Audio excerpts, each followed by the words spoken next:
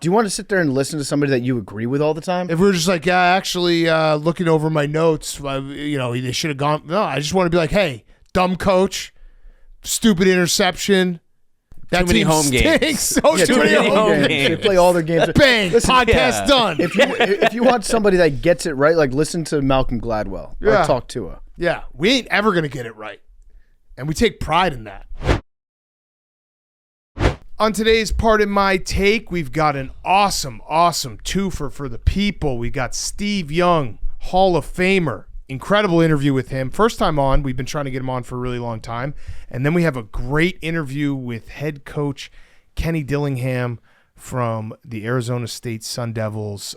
Really fun talking to him, talking about the college football playoff, winning the Big 12, maybe PFT trying out for kicker next year. We're going to talk some Monday Night Football. We're going to talk some college football. We got Hot Seat Cool Throne. We got Guys on Chicks, and it's all brought to you by our friends at DraftKings. It's the most wonderful time of the year. Holidays on the house at DraftKings Casino. With this season offerings, you'll unwrap everything on your list, exclusive games, huge jackpots, and exciting rewards. DraftKings is offering a warm welcome to new players with $100 instantly in casino credits with just a $10 wager. Plus, everyone can get in on the action with a holiday reward every week. So sign up with code TAKE because the holiday cheer is here only on the DraftKings Casino. So go check it out right now on the DraftKings Casino. We also have all of our bets on the DraftKings Sportsbook app. Go do it right now. The crown is yours. Okay, let's go.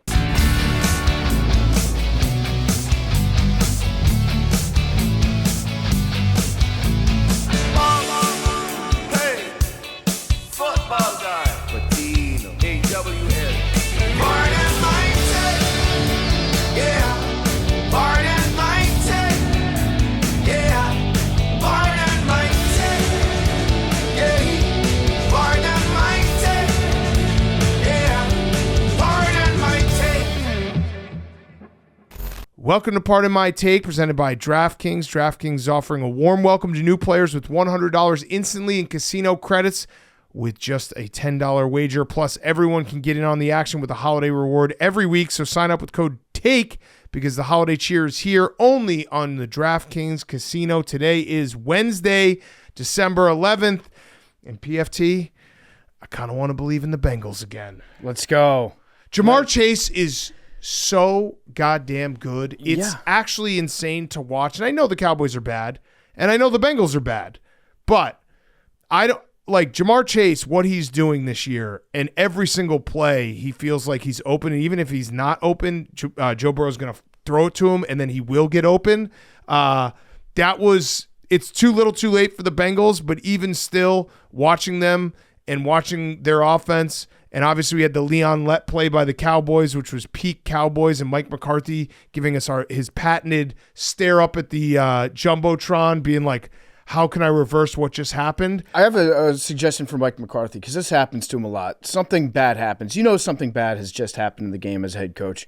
He forces himself to watch the replay of that bad thing over and over and just sit in that pain. Yeah. Mike, you got to stop doing that. You got to stop subjecting yourself to just trauma repeatedly over and over again. If something bad happens, yell at somebody, which he did do last night. Mike McCarthy I don't think that this is this Mike McCarthy's best coaching job? It might be. He also assaulted a cameraman. He did assault a cameraman. But you're right. Like I will for forever. Like I could be on my deathbed and someone will be like, hey, describe Mike McCarthy staring at a play that he wants to will into reversing, and it's like seared in my brain. It's that same dumb look where he looks up and he's like, if I stare at this Jumbotron long enough with my fat chins, I can get everything to change, and it never changes. And Dallas was the worst place for him to go because they had the giant screen hanging directly above the field.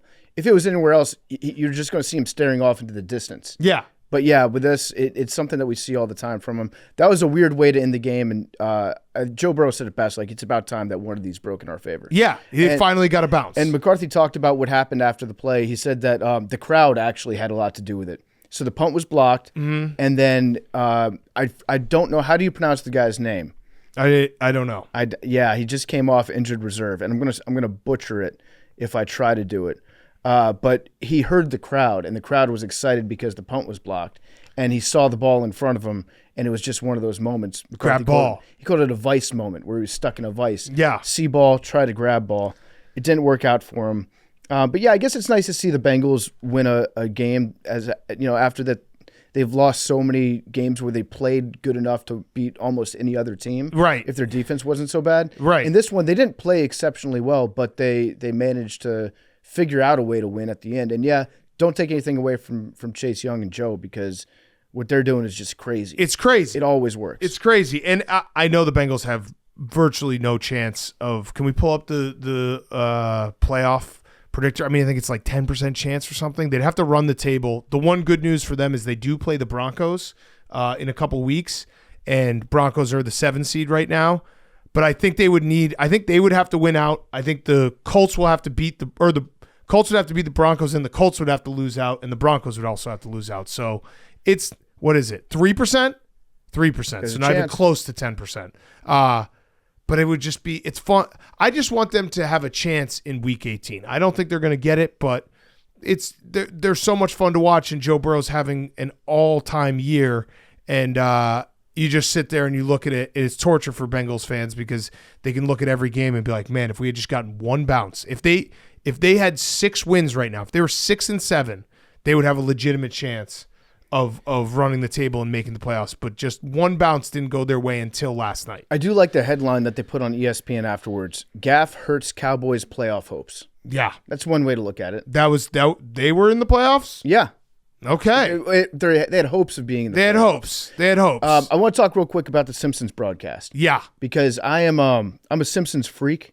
I love the Simpsons. I think seasons like 3 through 8 are maybe some of the best television to ever be written and produced. Okay. I did watch the first half of the Simpsons broadcast last night, and I don't know why it took me so long to remember this. The Simpsons are a million times better in 2D. Yeah. The Simpsons in 3D, not that fun. Yeah. I still watched it because it just made me think about being a kid watching The Simpsons again. I tried. It was so far behind. It was very far behind. It's just too. It was too. It's hard to watch a game knowing that like you're 2 minutes behind. It's actually torturous being like, oh, I wonder what happened. I already could know what happened if I was watching the real broadcast. So I actually watched with my son for like maybe 10 minutes. He was a little confused because he doesn't know who the Simpsons are. That's the other thing is like the Simpsons, I feel like our demographic. Yes. That's when the Simpsons was gold. They've been on TV forever, but I don't feel like kids are growing up watching the Simpsons right now. I wasn't even allowed to watch the Simpsons. Oh, really?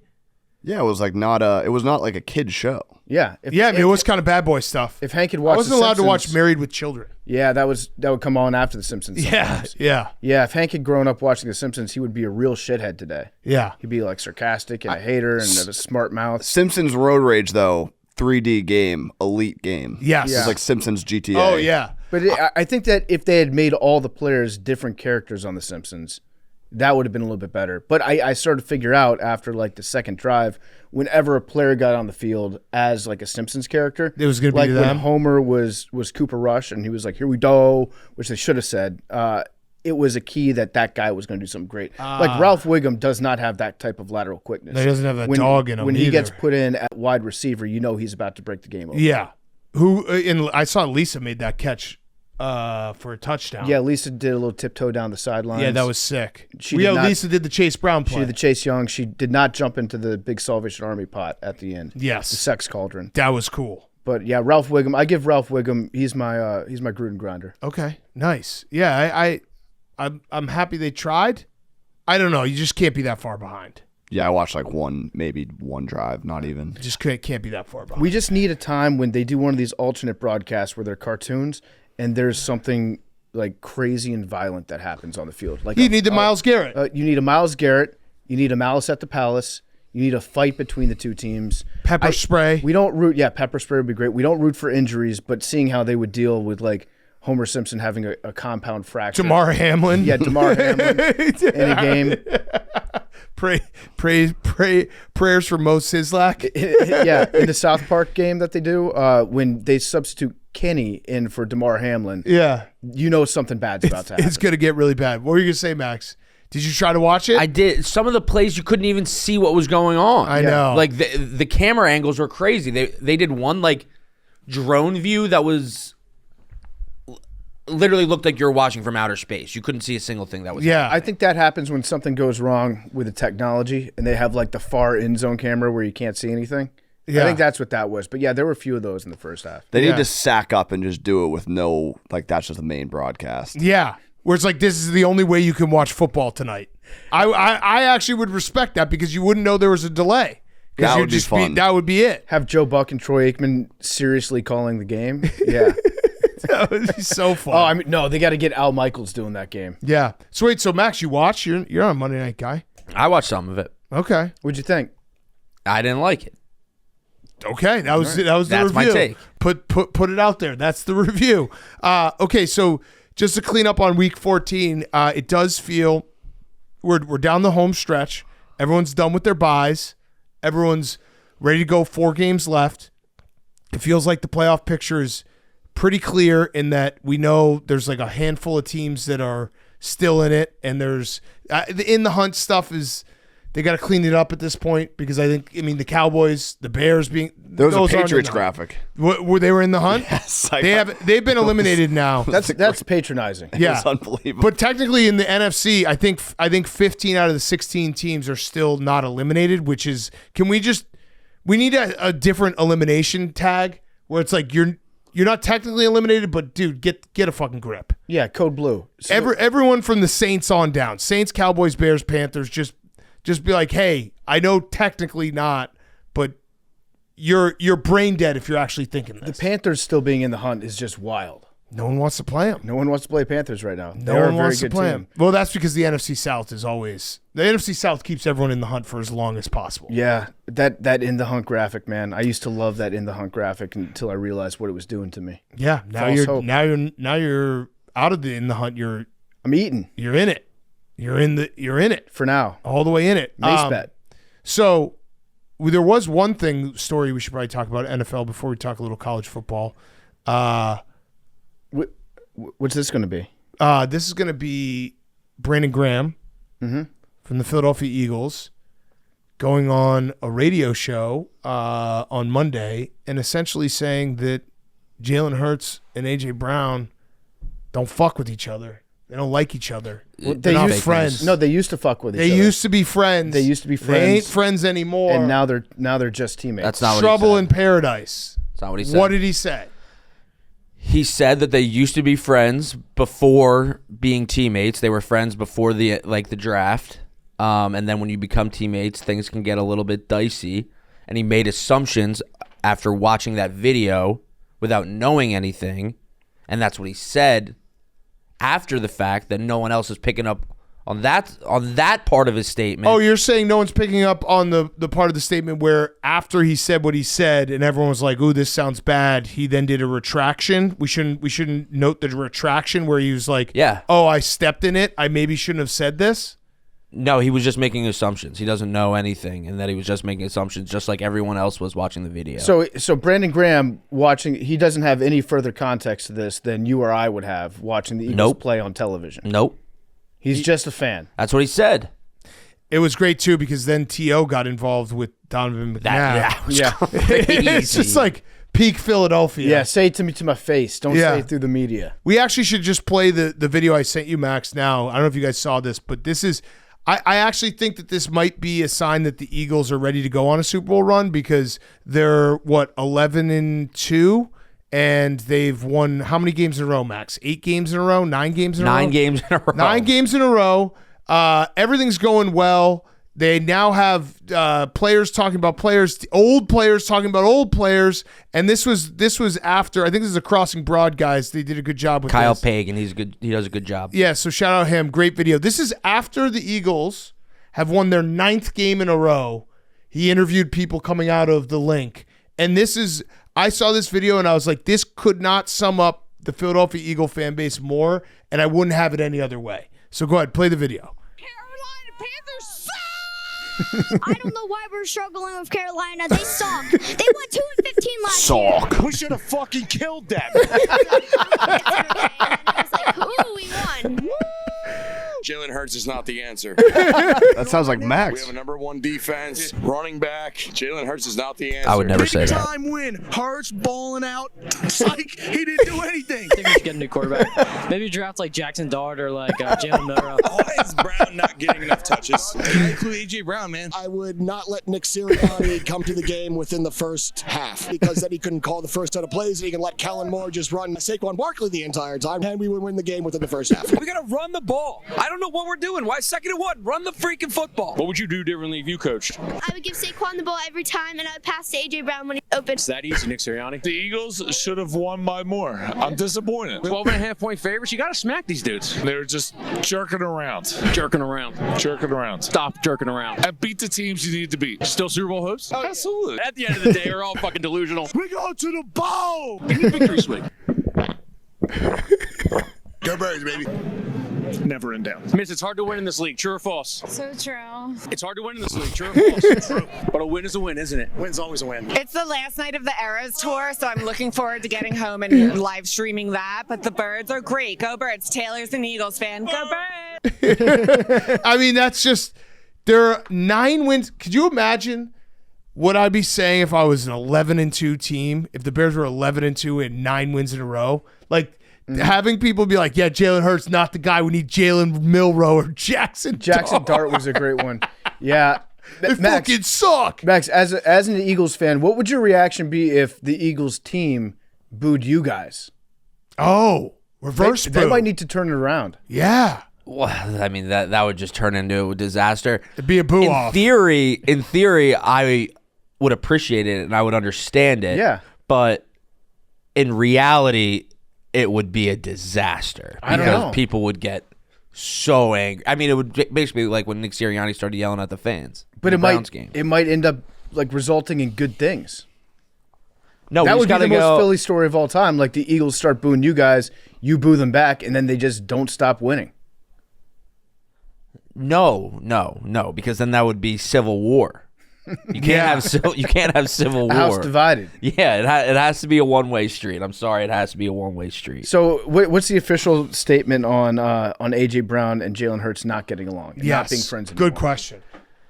They are friends. No, they used to be friends. They used to be So friends. Big Like, Cat, if I were to say, hey, Big Cat and I used to be friends, then we started doing the podcast, you would be like, that doesn't sound good. Memes would start looking for a job. Yeah, everyone would be like, what do you mean used to be friends?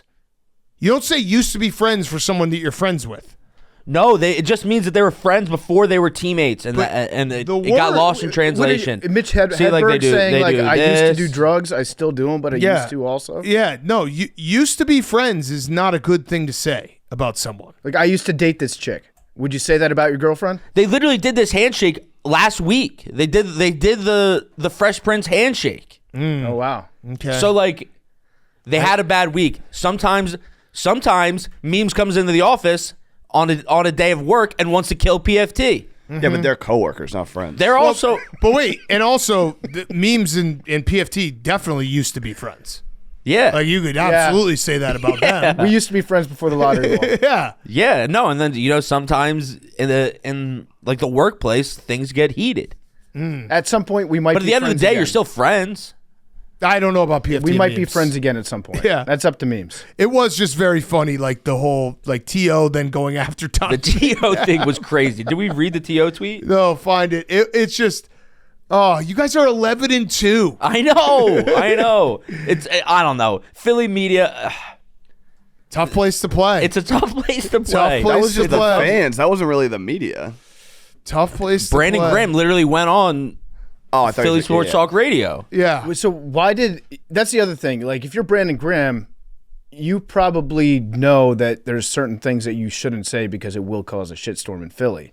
And he went ahead and said them anyways. That's what tells me that there might be something to it. Wait, what do you think would cause a shitstorm? Saying, like, Jalen Hurts and A.J. Brown used to be friends? Yeah. Oh. Whatever. All right. The T.O. said, so Don McNabb on A.J. Brown's potential frustrations. He said with Jalen Hurts, it's two grown men. If you got an issue, you come to me. Let's not go through the media because now it blows up and now what you said is out there in front of everybody. And then T.O. then came over the top and said, now this is interesting, is coming from you, not how I interpret it, but funny thing is, I agree with you on the idea if you have an issue with someone that you go to them and not the media, but here's the thing, I never had an issue with you, but it's known that you had an issue with me, so maybe you should have taken your advice here. Oh yeah, and we might have won Super Bowl 39, but that's another story for another day. Just my 2 cents. You gave yours, I'm giving mine. Hey, Freddie Mitchell, thanks for sharing. That's my favorite part. Yeah, just like saying, like, yeah, Freddie Mitchell texted this to me, so I had to speak on it. And then Fred X is the first reply saying, popcorn activated. Oh, I mean, there's no place like Philly. It's just so funny. You just can't even. You got simultaneous wide receiver QB beefs going on. Old ones and new ones. You're basically like, hey, this summer we're going to do Top Gun and Top Gun 2. We're going to play it in the same theater. That's what you guys are doing right now.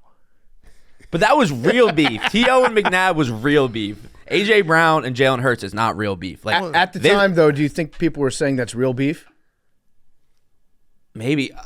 Also, A.J. Brown has to be in the touchdown score this week. Oh, okay. That's conviction. Has to be in the touchdown Let's go. score. That, like, you know that they're going to find a way to feed him the ball. I agree. Mm-hmm. I agree. Hank, are you loving this? Oh, yeah. What are your thoughts, Hank? I mean, Boston was kind of the same way. Like, it's just kind of a good sports town, degenerate sports town, angry sports town. Yeah. Used to be beef. Yeah, like there's just never. You used to be friends. You're never going to be happy. Tom Brady also wasn't best friends with all of his receivers. Although him and I don't even want to say that. Him and Julian drove to practice together like every day. But He not literally all let of them. Antonio Brown live in his house. Yeah. Good point. Not all of them. All right. I think he was. Who? Yeah, pretty much everyone except what? Like Aaron Hernandez? Yup. Aaron Hernandez was a great player for the Patriots. And they Fact used or to be fiction? friends, probably. Yeah. Yeah. And then what happened? Okay. Anything else from Week 14? I'm excited for the stretch run of football. Yeah. I'm ready to go. I'm ready for playoffs. I was saying that on Sunday nights. Like, we're at the point of the season where there's a lot of games that just mean nothing, and I want playoff football here. I'm ready to get the playoff. I'm ready to get the tournament started. It's the best, and the playoff simulator is really rounding to form now. When they put it out like Week 12, there's too many things that you have to click to get your scenarios going. So I know you're a big playoff simulator guy. How many games do you have to win to feel very safe? 2? I think 3. I feel like you guys, if you won 2, you should be I'm afraid. okay. I'm afraid of the Rams / Seahawks. But they all have to play each other too. I know, but I would feel comfortable if we won 3. And you have Saints. We got Saints. Ben DiNucci just signed. Okay. For the Saints. So I'm gonna have to kill him. Then we've got Eagles, Eagles, Falcons, Cowboys. I think you get 2 wins. Yep. I think 3, but I think you'll be okay with 2. Saints is a must-win. Saints is a must-win. Saints is a must-win. This is a must-win this weekend. Marshawn Lattimore revenge game. Yeah, because you don't want to come down to the last 3 with the Eagles, Falcons, and Cowboys. And the Falcons are fighting for that game. Yeah, although they might not be at that point. Hank, how many games do we need to win for you to feel very scared about your bet? If you beat the Saints, it's pretty much over. Oh, so they're just 1 win, according to your calculations. We get in with 9 wins? No, but I don't think you're going to lose 3 straight. They literally just did. I hope not. Right? Yeah, well, that was a hard schedule. That was a hard schedule. I think I think if you get 2 wins, it's going to be hard because if you get 2 wins, the Rams will have to run the table essentially. Yeah. So I'd feel great with 3 wins. Yeah. Yeah, if you win 3, then they actually do have to run the table. They have to win all 4 games. Okay, let's do a little college football, then we'll get to Hot Seat Cool Throne. We're brought to you by our friends at Diamonds Direct. All right, guys, listen up this year. You stop procrastinating on that holiday shopping list. Get ahead of the game and head on over to your local Diamonds Direct. They've got amazing deals running now through Christmas on her dream engagement ring, necklaces, watches, earrings, and so much more. And here's the best part. With every piece you pick up, you're not only enjoying incredible quality and value, but you're also getting a lifetime guarantee that covers cleanings, maintenance, and sizing for life. So you save money now and later. No more last-minute panic. This year, you'll be the guy relaxing by the tree with everything wrapped and ready to go while everyone else is Christmas Eve shopping. So go right now, Diamonds Direct. Don't wait. Lock in those deals today and thank us later. Diamonds Direct, the smart way to shop this holiday season. Shop now for the perfect holiday gift, events, and promotions now until Christmas. You're probably listening to this right now. You're like, I haven't done any Christmas shopping yet. Well, go right now, Diamonds Direct. Get it done, and your significant other will love it. We also brought to you by ourselves. Pardon My Cheesesteak. Football is in full gear. Order Pardon My Cheesesteak now for your game day meal or late night eats and the best play call you can make. With classic cheesesteaks, Chipotle cheesesteaks, chicken cheesesteaks, buffalo chicken cheesesteaks, and many, many more. Pardon My Cheesesteaks brings you awesome cheesesteaks, loaded fries delivered right to your doorstep, and we'll be offering free delivery throughout the entire football season. So find a Pardon My Cheesesteak near you and order yours now at pardonmycheesesteak.com. Use code AWL for free delivery. Okay. Little college football. We have our Heisman finalists: Ashton Jeanty, Boise State; Cam Ward, Miami; Dylan Gabriel, Oregon; and Travis Hunter, Colorado. I think voting has already been done, so we don't even have to say anything. Yeah, so one guy I would have liked to see is Cam Scatterbo. Yep. He would have been a nice addition to that group, but besides that, I think those are four worthy guys. I think Shador might have had a case. Yeah. But yeah, I mean, those are the four that I kind of expected. Mm-hmm. It was funny. The graphic that they put out there had Cam Ward listed as 42,000 yards. That would be a record. That would be very hard to beat. I know his defense was bad, but I mean, 42,000 yards. Now, Cam Ward did have an outstanding season. Yeah. And the defense was a huge liability for him. So some of those wins that were like, down to the wire where it could have gone either way, that's all because Cam Ward was so good throughout those entire games. Yes. So we'll find out on Saturday night who wins the Heisman. But yeah, they all are incredible college football players, all worthy of the award, all deserving of the award. If it were up to me, I would split it. Yeah. I think it would be a four-way tie if it were up to me. Honestly, with the votes already being in, I'll say it right now, if I had a vote today after the votes are in, I'd probably vote Ashton Jeanty. I go Cam Ward, but Cam Ward, Jeanty, and then I go Hunter third. But the votes are already in. Yep. So there's nothing that can be done at this point. They're already in. When you fill out a Heisman vote, is that done all online? I don't know, actually. I feel like that Heisman's one of those awards they make you mail it back. Mail-in ballots? That's an issue for me. Yeah, no, it might be online. Verification. Yeah. It might be online. But so we have the college football playoff. We have all the bowls. We talked about it briefly on Sunday. But the more I think about it, the more they really – I'm not mad, but it's so clear they need to figure out how to fix this so that the bye system makes more sense. Yeah, they wanted to put a big emphasis on winning your conference, which I understand. Well, I get it. And with the idea that traditionally in the past there have been four conferences that had – elite teams that ended up winning those. Right. But they didn't think about the scenario where it's like, okay, if we have Boise State that gets a bye, how would that impact the rest of the schedule? Right. And I get it too, because it's a moneymaker and that's all that it matters. They didn't want to, devalue the conference championships, which it was still an incredible Saturday. And obviously Clemson hitting a walk-off field goal to get in was awesome. Get rid of the conference championships. If you're going to do it this way, get rid of the conference championships and just have the playoffs start that weekend. Yeah, have it be the first weekend of December, have it be 16 teams or whatever it is, 14 teams, have the first round be that weekend, and let's just get it going. The committee kind of boxed themselves in by talking about conference championships not being a factor in eliminating a team. Right. Like if SMU had gotten blown out, right? Do you think that they would have been out? I do. I think they probably would have been too. If it was like a 30-point loss. Yeah. I think it's a liability for teams. Yeah. So, yeah, I don't know. They'll probably never get rid of the conference championships just because you're right. It makes a lot of money. It makes a lot of money, but I think it would. If you expand the playoff, then you get the money there. Yeah. I mean, the way that they should do it. 64 teams. Top 4 not 64 teams. Top 4 teams get a bye. Top 4 teams should get a bye because as it stands right now, Boise's good. I think Boise could beat anyone. I think Arizona State could beat anyone. We're going to talk to Kenny Dillingham in a minute. But it's when I look at the bracket, the thing that keeps sticking out is like Oregon had by far and away the best season in college football. They did not lose a game. They played in a Power 4 conference. They got tested in big time games and they passed every test. And they are the 1 seed, rightfully so. and their matchup potentially is going to be Ohio State or Tennessee in the first round, which that doesn't make a lot of sense to me. No, it doesn't. It doesn't. It ended up rewarding Penn State for losing the conference championship game. Yeah, and by the way, Penn State and Notre Dame in that bottom part of the bracket, with Georgia now having Carson Beck out probably for the rest of the year, they're live. Mm-hmm. Those teams are live. What is Penn State now? 650. That was on Sunday. I can look at. They're as live as live could be. I might have to wet the beak on that. But it's big game James, and he can't win a big game. That's fair. Yeah, he's what 0-12, I think, versus top 5 teams. One thing that I've really loved though is the crying about out of conference scheduling that's happened. Yes, and it's been continuing. He beat Ohio State once. He did beat Ohio State once, but were they ranked? Block field goal. Were they ranked top 5? I believe so. Double check that. Does this count as a big game, Max?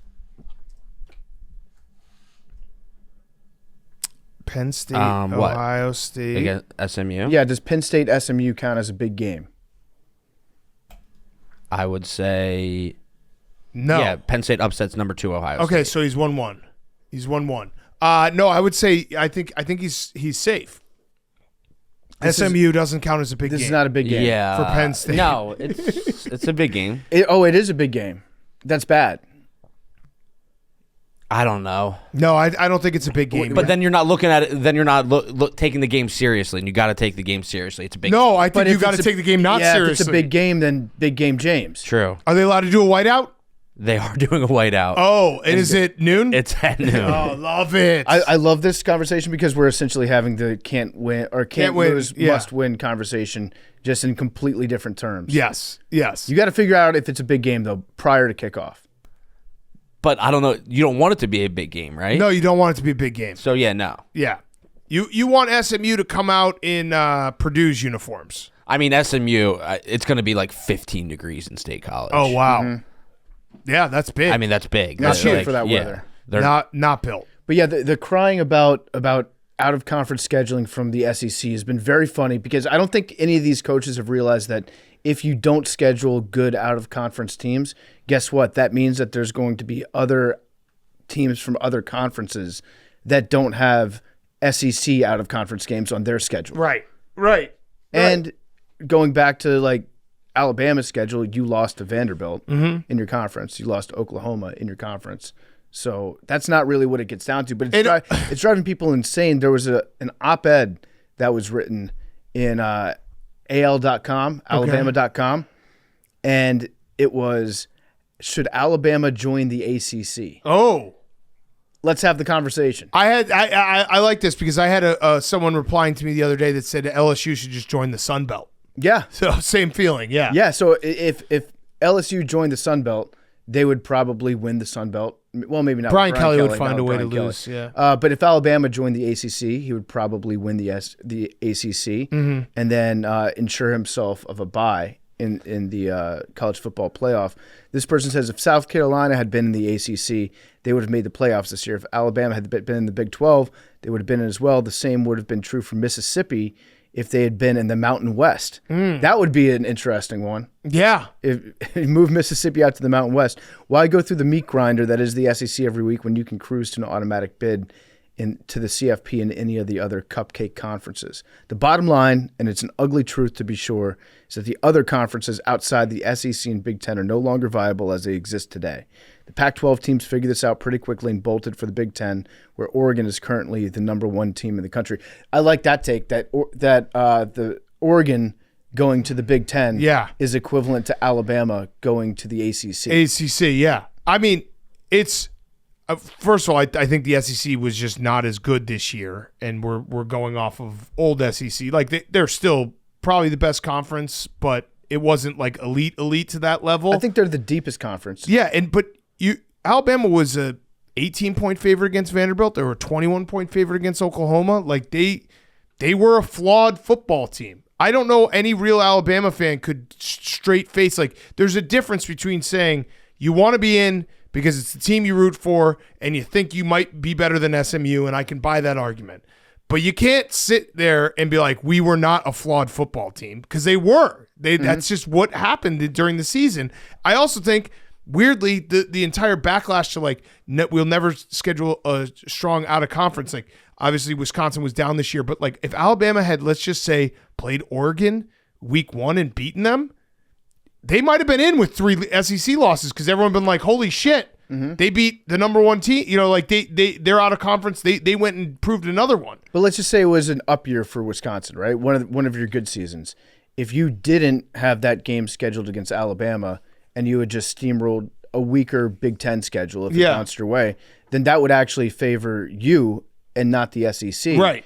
Because it would mean that you would have one less hard game to play. Right. Which would have been, right. It would have been like Indiana didn't play an SEC team. Right. And they're in. And they're in. And if they maybe played an SEC team, they would have maybe been out, and Alabama would have been in. And then in the future, if all these SEC athletic directors are like, we're not going to schedule hard games like against Indiana out of conference because there's no reason for us to do that, no benefit, then you might wind up in a scenario where Indiana gets a playoff spot because you didn't schedule them. Right. If Indiana had played South Carolina week 2 and lost to South Carolina, Alabama would probably be in. Yeah. See how this works? Yeah. It's like a giant ecosystem. Yeah. Yeah, it is very funny. We also, are you going to do Bill Belichick for your hot seat cool throne? Or we want to talk about it? Because he looks like it looks like he's going to take the North Carolina job. Yeah. Which I think he's going to be successful. And I know that this is probably just because he gave his pitch on McAfee's show on Monday, and I am a sucker for a good pitch. But he essentially was like, we're going to be an NFL factory where we're just going to train guys to get to the NFL. He had a 400-page document. A manifesto. A Bible. That's a manifesto. Yeah. Manifestos work in college football. Yeah. Manifesto's hot right now. Yeah, it is. Very hot. So I don't know, because he's on the older side, for sure. I don't know how he'll do in terms of recruiting. There's a lot more that goes into it. Once the players get in the door, then I'm sure that he'll be fine. He'll be good. You assume because he kind of went in with the clause that his son gets to take over when he stops, that his son will probably do a lot of the recruiting. Right, and I really do think that if you are matter of fact, he's going to be the closer. Yeah, if you're matter of fact to these both transfer kids and I think he'll crush it in the transfer portal, because if he just says, "Hey, I'm not going to try to sell you on like this idea that we're competing for national titles right away, or I'm going to get you ready to play football at the National Football League level, and there's no one better that knows that than me." That's a lot of kids will probably buy in on that, because that's the goal. Like college football is that's the goal now. So Belichick making his son head coach in waiting. Hank, I know that you were a big fan when LeBron James got his son drafted by the Lakers. No, but continue. Okay, so what's the difference with this? Coaching is a lot different than playing. Well, you definitely have to be qualified. Which he is. Has he been a head coach?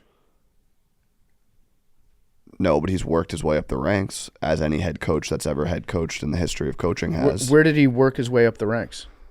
Right now he's working in Washington. He was, special assistant, then he was like cornerbacks coach, then he was D coordinator. Like he worked his way up the ranks. Where was position that? by position. Where did he work his way up there? In New England, but now he's coaching at Washington. Okay. All right. It's just interesting. Good dad. How many coaches is Kyle Shanahan? Did he work his way up the ranks? There's a million. Football is like the most. Basketball is different. There's not a lot of examples of nepotism drafts. There's a million examples of nepotism coaching. He's doing a good job of arguing his point. That was actually a really good job of arguing your point. That is a fair point. Yeah. I would say good dad though. I was not trying to denigrate Steve. I was saying Belichick. It sounds like you were though. Good dad. No. It sounds like he does. You don't think he does. Because it's I'd say LeBron, Belichick, Joe Biden, great fathers, all hooking their sons up. The point was, nepotism shouldn't be able to work when you have to be skilled and play the actual position. Like, I mean, Steve Kerr's son is a coach. What's his name again? Nicholas. Okay. Yeah, Nicholas Kerr. And but he there's guys everywhere. It's crazy. It's crazy. It never stops being crazy that he. Did they have a conversation at all? Did they when they burned them? Were they like, hey? Like I know the naming process. We had like a group of like 3 or 4 names. And we went with the names we went with. But like, You got to have a focus group. How did that pass? When you're telling the person what name to put on the birth certificate. Right. That's when you realize. Nicholas. It's Nicholas. But yeah. Hank, I'm really proud of you. Thank you. You argued your point very well. I always do. PFT tried to get you and you didn't get got. No, we're Never we're just having a conversation. Just having a debate. This is how we figure out what we truly believe in. It's the Socratic method. Yeah. Socrates. Who do you guys have winning the whole thing in the college football playoff? I got Penn State. Penn State. Penn State will lose to, I guess, Oregon. In the final. Is that possible? Yeah. Yeah. Yeah. No, that isn't possible? Yeah, that is possible. No, it is, but I don't know why everyone's picking Penn. So Max would finish Well, second? Max is finishing. I'm going to take Oregon. Penn State's losing in the championship. I'm just going to take Oregon. Yeah, I mean, I said Oregon before the season started and Texas. How are you not taking Texas? What do you mean? You are Texas. I'm not Texas. You are Texas. Just take Texas. How? You love Texas. Just take Texas. I love the city of Austin. Just take Texas. I'm not like a Longhorn fan. Just take Texas. Closeted. I'll take Texas. Okay. I'm gonna take. You never had any bias towards Texas football. I like going to the games and I like tailgating and drinking beer. That's like enough of a reason for you to be not like a diehard fan, but like you have bias. You can have bias. It's okay. I might be Come out of the closet. I might be semi-biased. When people do horns down, it does not hurt me. It does not affect me. So take Texas. I'm gonna take Penn State. Okay. So I have Oregon. You have Penn State. Max has Texas. You know what? I'm taking Arizona State. There Fuck we it. go. Okay, I love it. I don't think it works for college football, but if it was hockey or college basketball, they're the hottest team. Make a run. Yeah. This is the first time there's ever been a playoff where it is like, can a team go on a run? So fuck it. Arizona State. Okay. Make a run. I don't think it applies, but I hope it does. Who cares? I mean, the funniest outcome I still think would be Ohio State.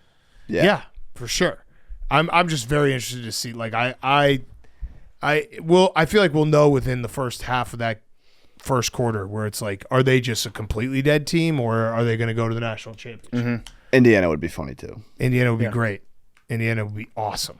All right, let's do Hot Seat Cool Throne, and then we'll get to our interviews. We have Steve Young and Arizona State head coach Kenny Dillingham. Hot Seat Cool Throne brought to you by our friends at Coors Light. Holiday party fails can turn into a great story that ends with a toast over Coors Light.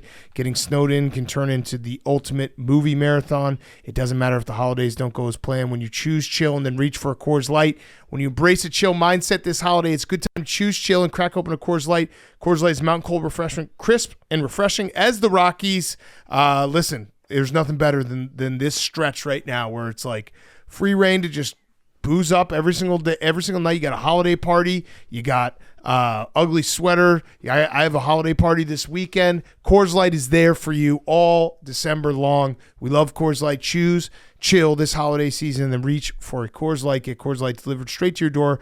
Visit CoorsLight.com/take, or you can find it pretty much anywhere that sells beer. Celebrate responsibly. Coors Brewing Company, Golden, Colorado. Okay, Hank, Hot Seat Cool Throne. My hot seat, I don't know why I wrote this in my notes. I just wrote fantasy. I don't know what that means. Okay. But the Yankees are also on the hot seat. Oh, I had that.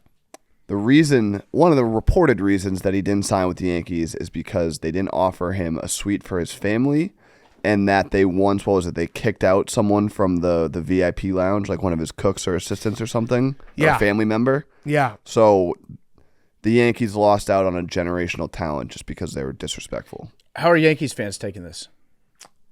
They're lashing out. It's one of those moments that we all do this as fans, but when you're completely removed from it, it is so funny to watch because I've seen it all.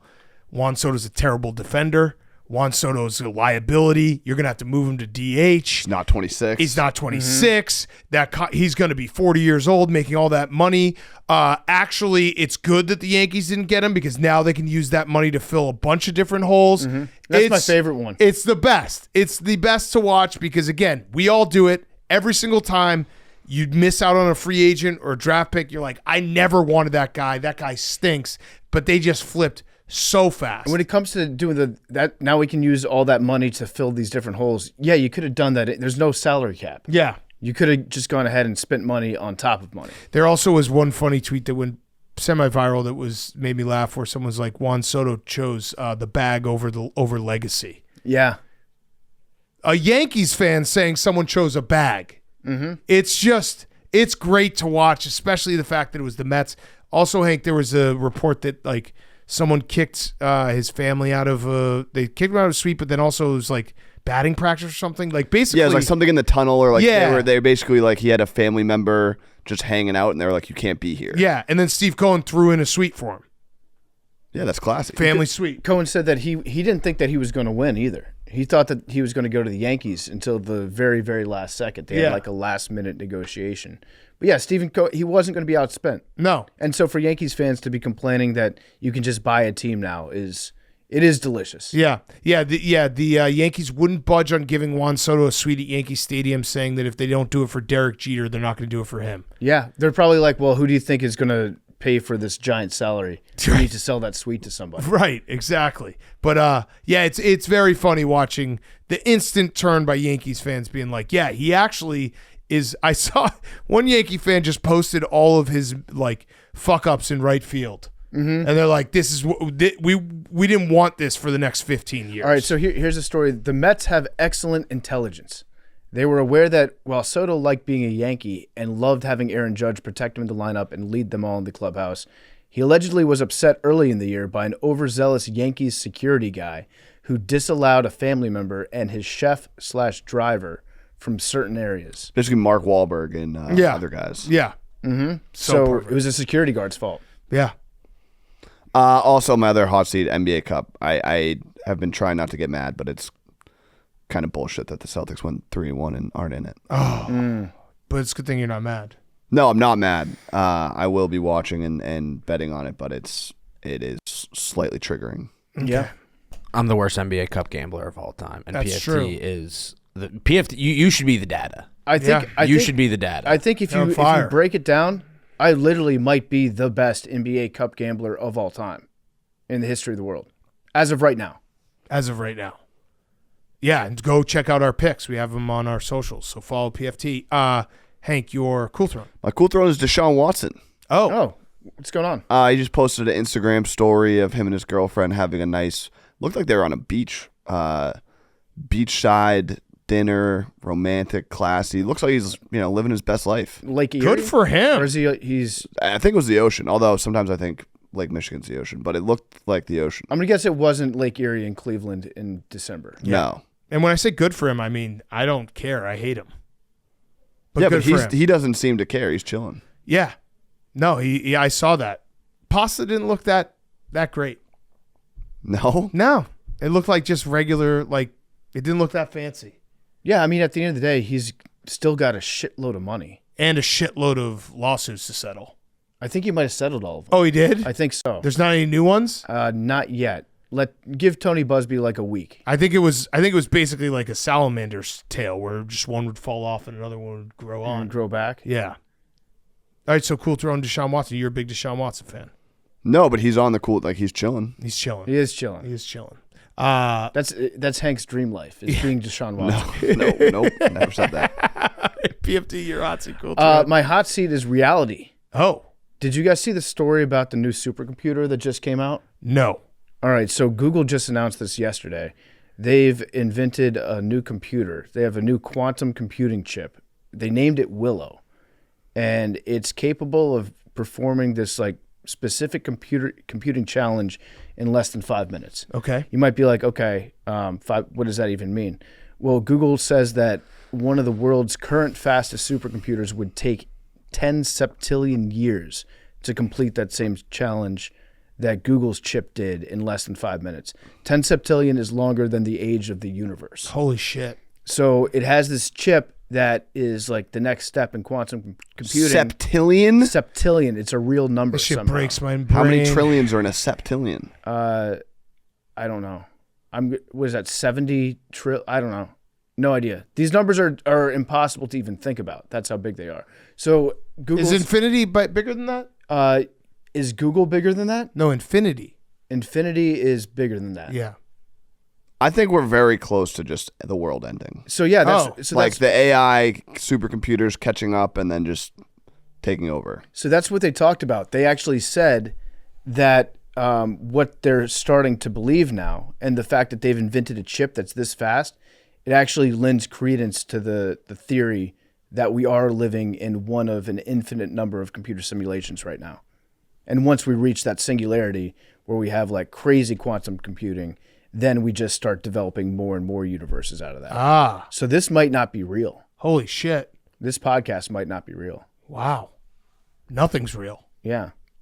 Well, except how bad Spotify is with their interview Wrapped. And A.J. Brown and Jalen Hurts. That's a real used to being friends. Maybe in a different universe. Yeah. They were friends at one point. Yeah.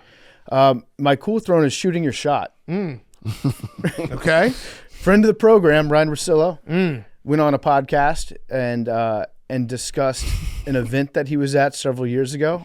It was a celebrity football game, and it was with the Sports Illustrated swimsuit models.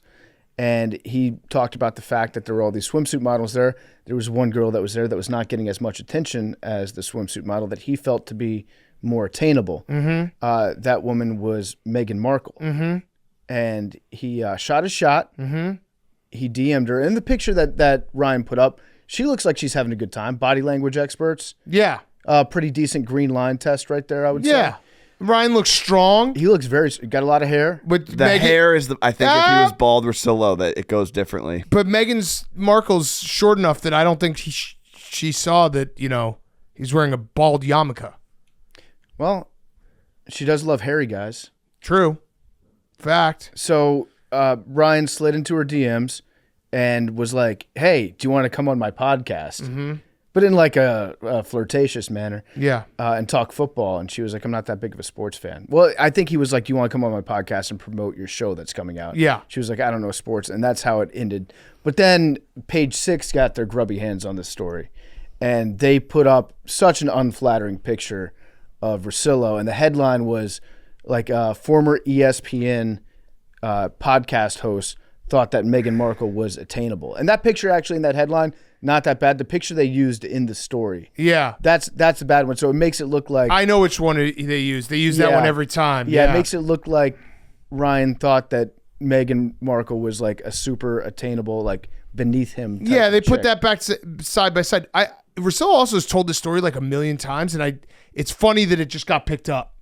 And they did this. Oh, that's the picture. That's the picture right there. That's bullshit. Yeah. Page 6, fuck you. So they wrote this article just to put this picture of Ryan up and be like, this guy thought this chick was attainable. Yeah, then it got community noted. Did you see that? That had to be Russillo. Well, I mean, the Russillo Army said Ryan Russillo has said multiple times that this is a joke and never asked Markle out. Yeah, because he has told the story before. But yeah, that's so funny. He invited her on the podcast. Yeah. To promote her show. What a good guy.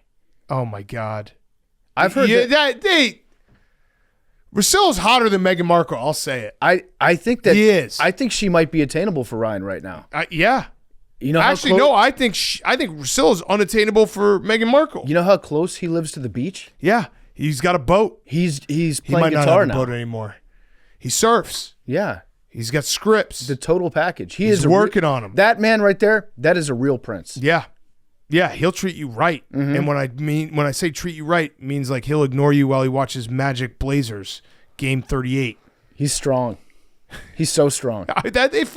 Fuck you, Page 6. Yeah, that was you don't come at our boy like that. It was a dirty move. Yeah. Okay. I hope it worked. What if it does work out for them? Could. All right, my hot seat is Odell Beckham, because he and his dad are on the hot seat because Roma Dunze and his dad have taken over. I don't know if you guys saw, but probably didn't. A Twitter account called Black Ditka posted. You got to make sure to pronounce the end of that. Yeah, Black Ditka posted Roma Dunze would have 1,100 yards on any other NFC North team, and James Adunze, Rome's dad, said 1,500. So that's going well. Everything's going well. Everything's not depressing. I love those Twitter accounts, like the Black Adam Schefter. Yeah. Black Skip Bayless. You didn't know we needed a Black Ditka. No. Now you do. We got one. But yeah, things are going well. And then we had, that doesn't even look like Ditka. I think that's just a random fan who's just in a Ditka sweater. Yeah. I do like the idea, like, yeah, black people, you should be allowed to dress up as Mike Ditka too. Yeah, you should have a Ditka. A big dicka. And then most of the time do. My cool throne is Jalen Brunson, because there was a report last night by Josh Hart that in the second half of the Knicks-Raptors game, Jalen Brunson was screaming, "I want dick, I'll take dick." Talking about Grady dick. Got it. That also got community notice that he's lying on my name. Very funny, though. This is what I love about guys that have been friends for a long time. I know. And continue to be friends. Yeah. You can say this type of stuff about your buddy. Yeah, I got dick, I want dick. Also, Karl Anthony Towns, he might be the perfect fit for New York. He had a big shot. He was repping it. Yeah. And the Knicks have been hot. Like, Karl Anthony Towns might be built like that. See, I didn't think that he would when they made this trade. He might be proving me wrong. He is. He's built like that. Okay, let's do our interviews. We got a great interview with Steve Young, and then Kenny Dillingham, also awesome interview. Really cool guy, back to back. Before we do that, we got a couple ads from UPFT. Before we get to Steve Young, he's brought to you by Viator. If you're finding the perfect gift, that can be tough, especially one that won't end up in the back of a closet. This holiday season, do what I'm doing. Give the gift of planning unforgettable experiences with Viator. With Viator, you can book guided tours, activities, excursions, and more. Viator has over 300,000 travel experiences that you can choose from, so it's easy to find something that everyone on your list will enjoy. Plus, they have real traveler reviews, so you can pick the perfect experience with confidence. And with free cancellation, 24/7 customer support, you can gift worry-free, knowing that plans can change, but great memories, they last forever. So skip the predictable presents and make this holiday one to remember with Viator. Download the Viator app now. Use code Viator10, that's Viator10, for 10% off your first booking in the app. Find travel experiences for you. You can do more with Viator. Steve Young is also brought to you by our great friends over at Uber Eats. I love this ad because every week I get to update you because they're giving away food. It's football season. Uber Eats is dropping undefeated deals on all your game day favorites. This week, you can get buy one, get one free pancake combos. Yes, from IHOP. IHOP is giving buy one, get one free pancake combos only on Uber Eats. Craving even more? We've got you covered. Game day deals on pizza, burgers, tacos, and more all season long. Uber Eats, the official on-demand food delivery partner of the NFL. Order now for game day. Terms, taxes, and fees apply. See app for details. And now, here's Steve Young. Okay, we now welcome on a very, very, very special guest. He's a Pro Football Hall of Famer, Super Bowl champion, multiple-time MVP. It is Steve Young. Steve, thank you for joining us. We really appreciate it. We are children of the 90s, so we grew up watching you play football, and we got a bunch of different questions. I actually wanted to start with some games we watched yesterday, and your team, who kicked the shit out of my team, the Bears. Are the 49ers back, or did they just play the Bears? Could they make a run here? We're trying to figure it out. I think if you stand back to who they were last year, fully loaded, and Christian McCaffrey and Brandon Ayuk probably, other than George, the most important people on the field, and then Trent and no Trent. It's hard, right? But I think it was going to get harder anyway. So I think what's happened is they got punched in the mouth in Green Bay, got punched in the mouth in Buffalo, and got embarrassed. And this is a team, yeah, short of some guys, we get that, but as a group, 50 guys have been at Super Bowls or at championship games, and all of a sudden people are, treating them like dogs, like something's, and I think that this is their answer back, like, hey, we're wounded, but we're not gone. And so when you say, hey, can they clap back and get something done? I think this is a group of people that have proven some real resilience. I mean, this is some hardy folks. That's why last week I talked about grit with, during the week about them, is like, where's the grit? Mm-hmm. Where's the natural grit that you guys have had for years? And I think they answered that on Sunday. So I would say to your question, can they clap back and make something happen? They're under duress. They got to win. They got to go to Miami and win. They got to win against the Rams, who are hot, and they got to come back home and beat the Lions. They have to win those games. And so, yeah, it's absolutely possible. it's possible. Hard, but possible. Yes. Yeah. Fundamentally. There's another story in the NFL going on right now that I feel like you have some good insight into, and that's Bryce Young. Bryce was unceremoniously benched. I don't know if you can be ceremoniously benched, but he was definitely cast aside by the Panthers. And I've been ceremoniously benched before. What's that like? Yeah, you can be ceremoniously benched and unceremoniously benched. They're both the same. Yeah. So he was kind of cast aside, and the bust phrase got thrown around a little bit with Bryce. He's still very early on in his career. Second year, he gets benched, and he comes back, and he looks like a completely different quarterback. You had, I don't want to say similar experience, but you were kind of cast. No, it's an arc that I know where you're going. You were cast aside by the Bucks early on in your career, and you didn't get a chance. I was a lefty. People back then didn't want to coach a lefty. They freaked out. Yeah, you kind of do look like witches. Ray Perkins got the head coaching job, and he looked at me like, bro, I hate lefties, and I hate scramblers. Anyone who could run was like weird. Yeah. Like, you should stand there, don't go anywhere. And that was prototype. I get it. It's still, you got to be a sophisticated passer of the football today, no matter what. But I always thought it was a bonus, and he thought it was terrible. He thought, lefty and a scrambler, you're out. I hate you. Yeah. Lefties do look weird.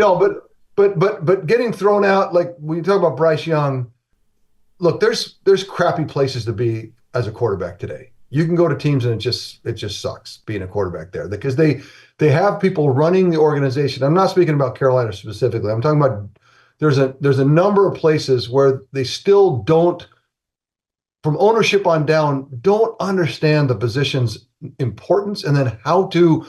They tend to look at it from a defensive perspective. I'm not going to coddle a quarterback. They don't need special treatment, And so it's like the paradigm is wrong. It's not that they need to be coddled or need special treatment. There's expertise to the nature of building a situation, an organization from the ground up to make the job for the quarterback as easy as possible so they can thrive and be great. And if you do that, then you have a chance. And and so for Bryce, it's getting to a place where you can actually show who you are. Look at Sam Darnold's a perfect example. Jets flailing around, bust, goes to Carolina. Oh, shows some signs. Let's be honest. He set up some smoke signals in Carolina when he was there. Like, I can still do this. I don't suck, but you still you need more help. And then he gets to San Francisco, and what does Kyle Shanahan say? I love this guy. This guy's our career arc could be great. And we all kind of said, oh yeah, what are you talking about? That's crazy. He's nuts. What is he? And then he goes to Minnesota, and now, and so Bryce, unless you look, there's some guys that hit the pro game who have really thrived in college, who look prototype. Bryce looks prototype. Probably not big as strong as the prototypes, but runs around, makes big plays, and been in the big games. Like, Bryce doesn't know his ceiling. We don't know his ceiling, and there's filters he's got to go through, even if he got all of that help.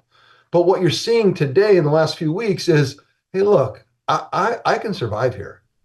And if you can survive, then you can thrive. And so I don't know where this ends up for Bryce, but he's showing me, like Sam did when he was in Carolina. Like, we're losing, but I can figure this out. And I always say it's called sending me smoke signals. Like I'm dying down here, but I'm sending you something that tells me that you have a chance to thrive at some point, either there or somewhere else. Yeah, with Bryce specifically, things looked real bad for him. Every snap looked like he was thinking it through. He was lost. It was painful. He was lost. It looked like he was lost. And the fact that he's improved so much from earlier this year, as he was going through that and all the public scrutiny that went with it, to how he's playing right now, actually tells me that he can be even a whole lot better than he is right now.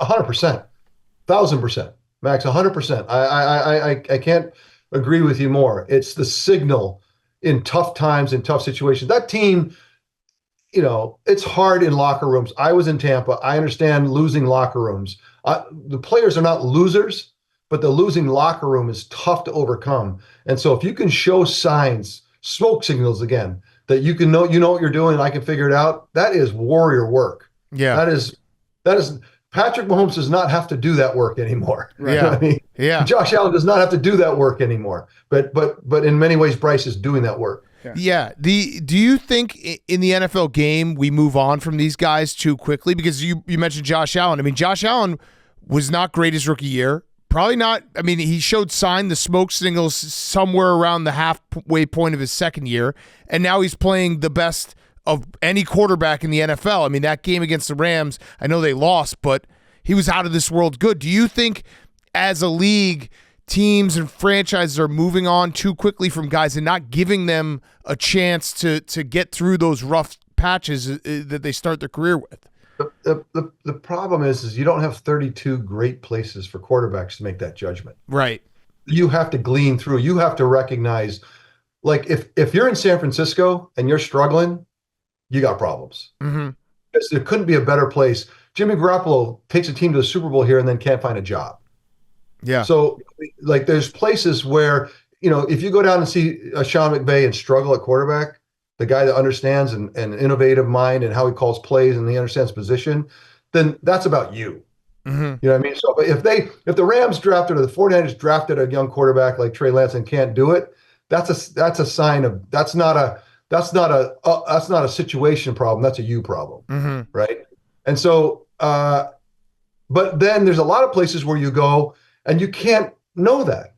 They get drafted a young quarterback to try to be great, and it's not a great place for quarterbacks, and it's not necessarily a you problem. And you have to, and I think that people who understand the position, who have built organizations to make sure that they make the quarterback as profitable as possible, have now the reps to know when somebody is not going to get there, or like Sam Darnold, like there's something here and we can work with it. And so I think until there's 32 teams like that, we're going to have to glean through where it is and what it is. Like if someone gets drafted by the Jets this year and they haven't fixed anything, then it can't be harder. I mean, I feel for Aaron Rodgers because it's so interesting that he was developed in an age of more sophistication.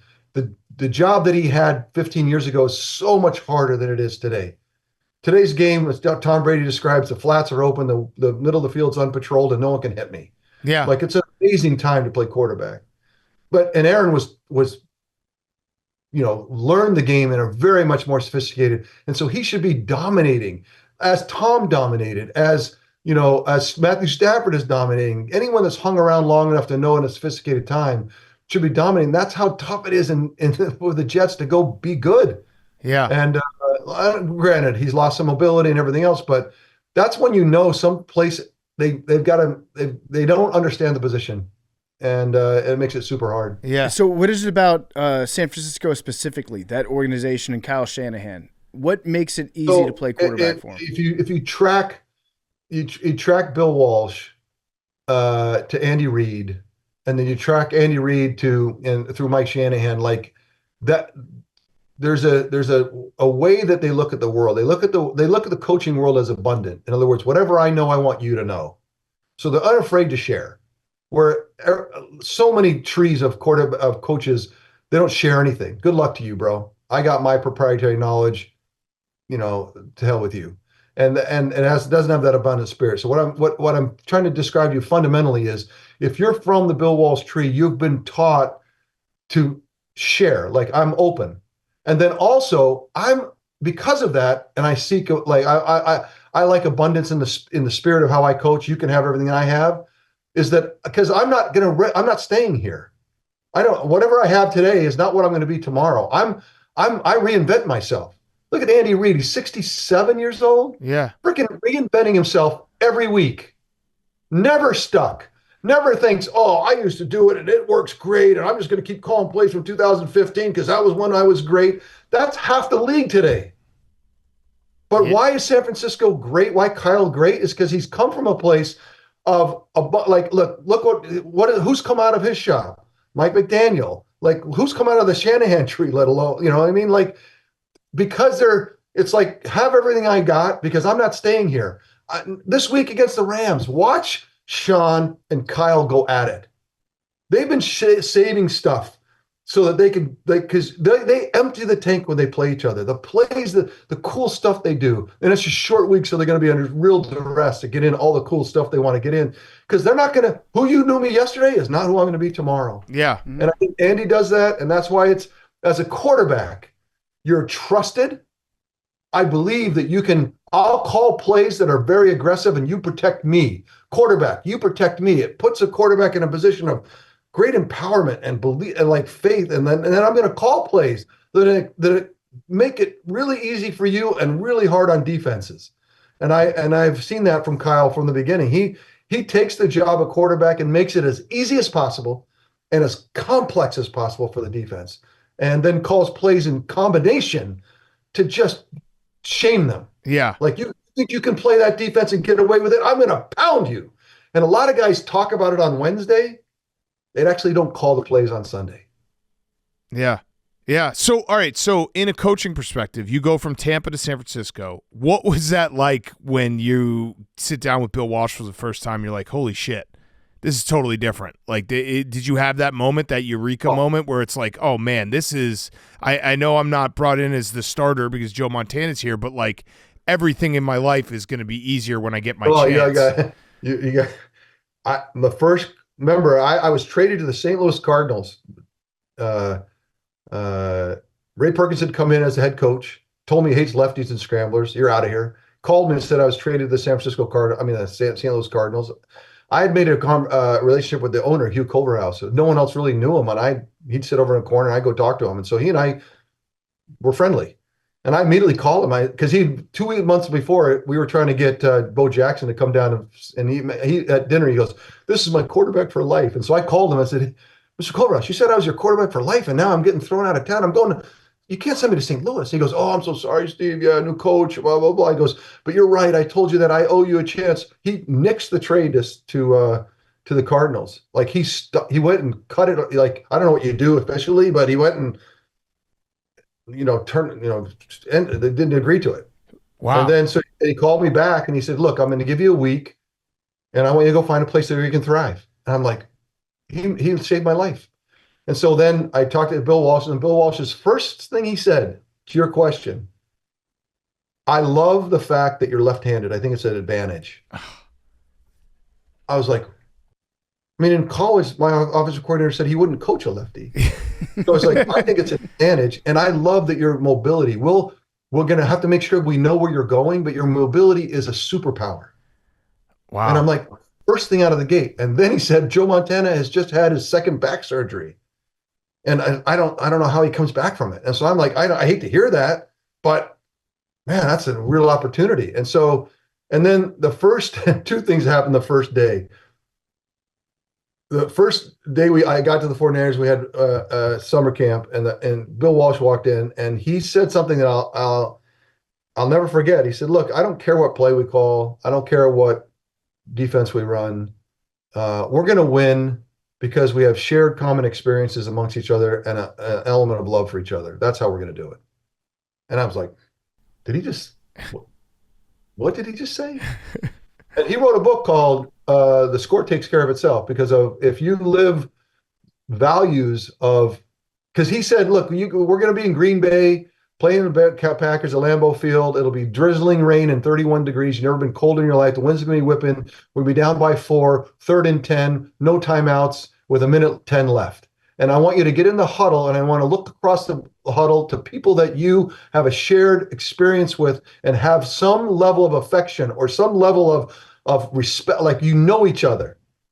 And I was like, this is crazy talk. I've never heard a coach talk like this. This is football. Right. What are you talking about? I'm used to coaches with a big stick just hitting you over the head. And so I'm telling you, Bill Walsh gets a lot of credit, but not nearly as much as he should get at what the game looks like today. Mm-hmm. Like the game that we enjoy today is really off the back of that. And I learned it firsthand from the call I got when he told me he loves lefties and scramblers. And then when he talked about, but then the next thing we ended the meeting, we went out for the first practice, and I'd never met Joe Montana, and he came running out. And the first thing I thought is, he doesn't look real hurt. Bill Walsh gave you a nice speech to get you there because he knew you'd be someone. Yeah. Then 6 years together. Yeah. How was that knowing? I mean, obviously Brady is gone, and the Patriots been through a couple quarterbacks, but it had to have been a little difficult at time, or a lot difficult at times, to be with a living legend and knowing the fan base wants one thing, and you're like, hey, I want a shot. I know I could do this, and then have that moment, the classic clip, the monkey off your back, winning the Super Bowl, where it's like everything that you thought you could do, you went out and proved it. I mean, there's a book there. Yeah, I mean, it's a lot of chapters. It was the dynamic is, and Joe would agree. I mean, it's just been awkward from the first day. Yeah, the first day I showed up, it was awkward. And I think if when we see each other, we never argued, we never had cross-worded each other. I never had an argument. I mean, we just didn't. But it was always awkward, and I don't think it was never not awkward. Yeah. And the day when he was traded to the Chiefs, it remained awkward. When I got there, and Bill was crazy. Joe Montana won 2 Super Bowls. He'd drive the team down in the Superdome, and then he'd go in and run this play, and I'd run in, and Joe would go, I'll run off the play. It was a crazy time, and it was all of that, and the fans. They were being whiplashed, and it was hard. And of course, I was going to lose every conversation. In fact, one little thing I'll tell you. In 1991, the Gulf War had broken out in the Middle East, and on the front page of the San Francisco Chronicle, and the headline, because at the time I was playing and things weren't going perfectly, and I think the whole Bay Area and really any 49er fan in the world was like, we need Joe. And I remember thinking to myself, well, you guys know he lost a game. Like, no, that's impossible. He threw it in a complete pass. I promise you. Like, no, we don't remember that. Yeah. On the front page of the Chronicle was the Gulf War. It's Steve Young's fault. As a joke. You know what I mean? It was like and I think that tells you how it was going for me. Yeah. And I love the honesty, because I think a lot of times, we've had this conversation before where a veteran is in there and then a rookie gets drafted, and the veteran will be honest and be like, hey, I'm not here to help him. And like everyone will be like, oh my God, how could he say that? Your teammates.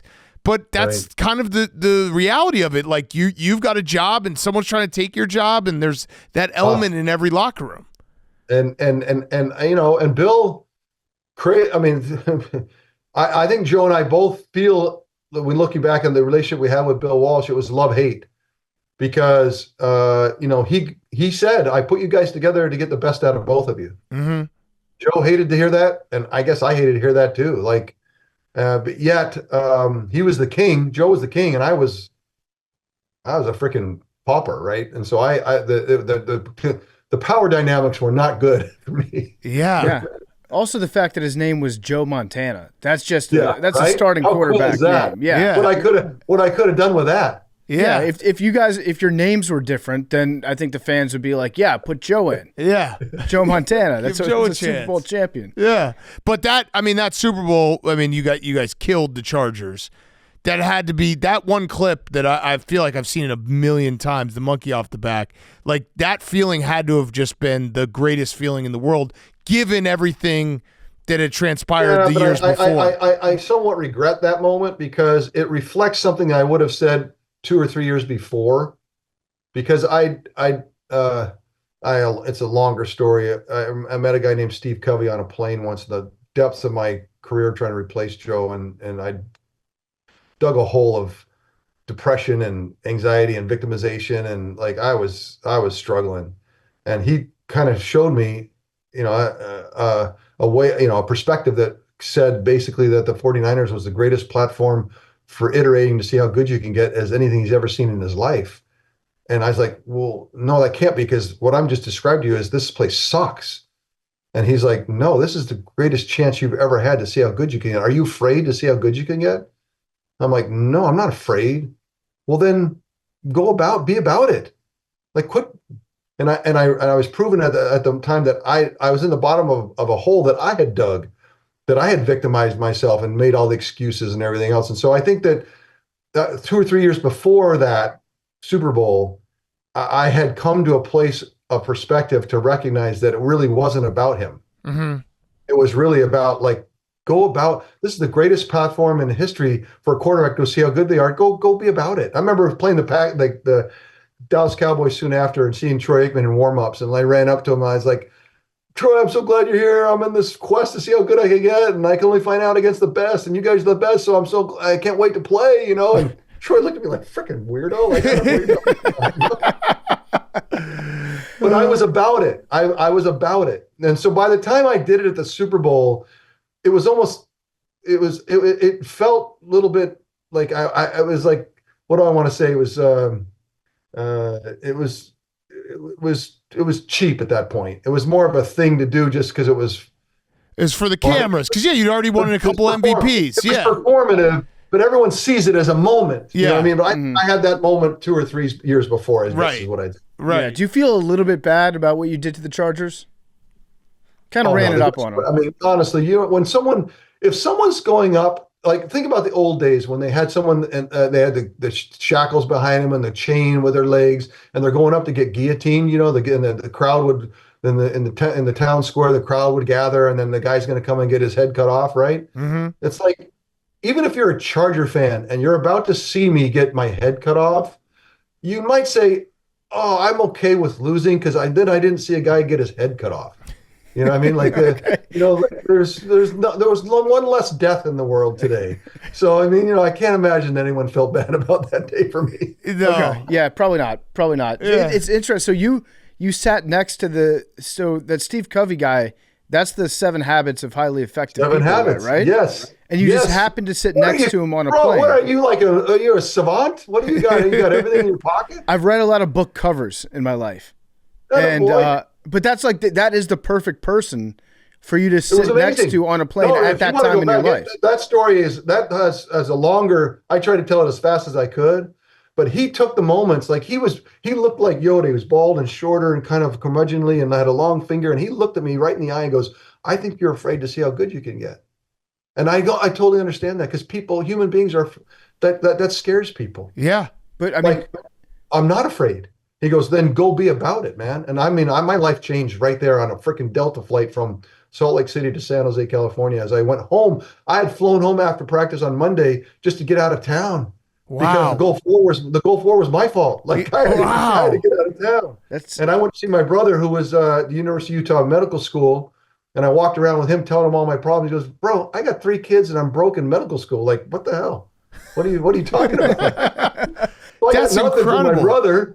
I got nothing from my brother, and I headed back to practice on a Tuesday night and sat down next to Stephen Covey.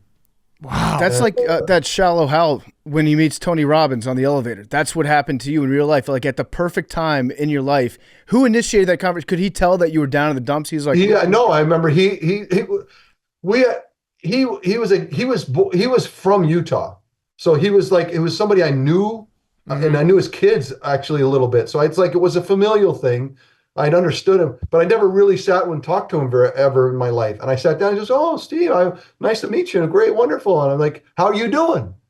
And I was at a place where, if you ask me how I'm doing, you're getting a half an hour of, I'm going to spew out everything, because I'm in the pit, man. Mm-hmm. And that's what I did. And he listened to all of it and basically said, "Wow." I'll tell you, if you want a little bit more, he said, "Steve, I hear it all. Man, sounds really hard. Can I ask you a couple questions?" He said, "Tell me about your owner, Eddie DeBartolo." I'm like, "Man, that guy's amazing. He sees players and owners as partners." He goes, "Yeah, I'd heard about him. I really want to meet him. He sounds like an amazing guy. Tell me about your coach, Bill Walsh." And of course, blah, blah, blah, blah, blah. He goes, "Yeah, I really want to meet him too. He's a guy that feels like he has a lot to give to the world." I'm like, "Yeah, no question." And then he asked me, "One last question, Steve.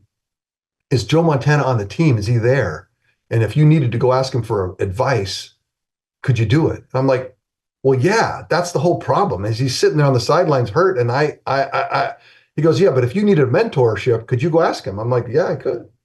And then he said, "Man, I've been around a long time. This is my 7 Habits book. This is what I do. I look for companies, platforms where people they give people a chance to iterate and see how good they can get.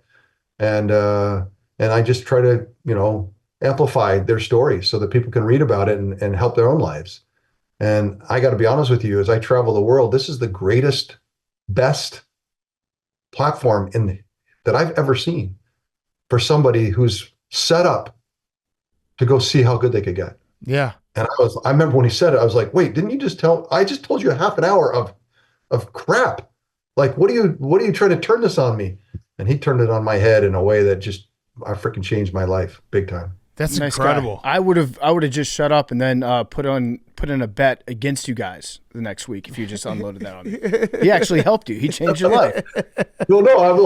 And then I remember getting off the plane Tuesday night thinking, I got to get to work, man. And I've been bitching and moaning so much, I might get fired. Wednesday mornings when you get fired, right? And so I ran down that day thinking, please don't fire me. Please don't fire me. I feel like I've got a new lease on life. And you talk about that's 1991.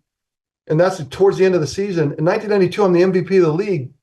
I only say that because Steve Covey gave the perspective, shifted my axis to see that I wasn't in a big pit of neglect and victimization. Like stop.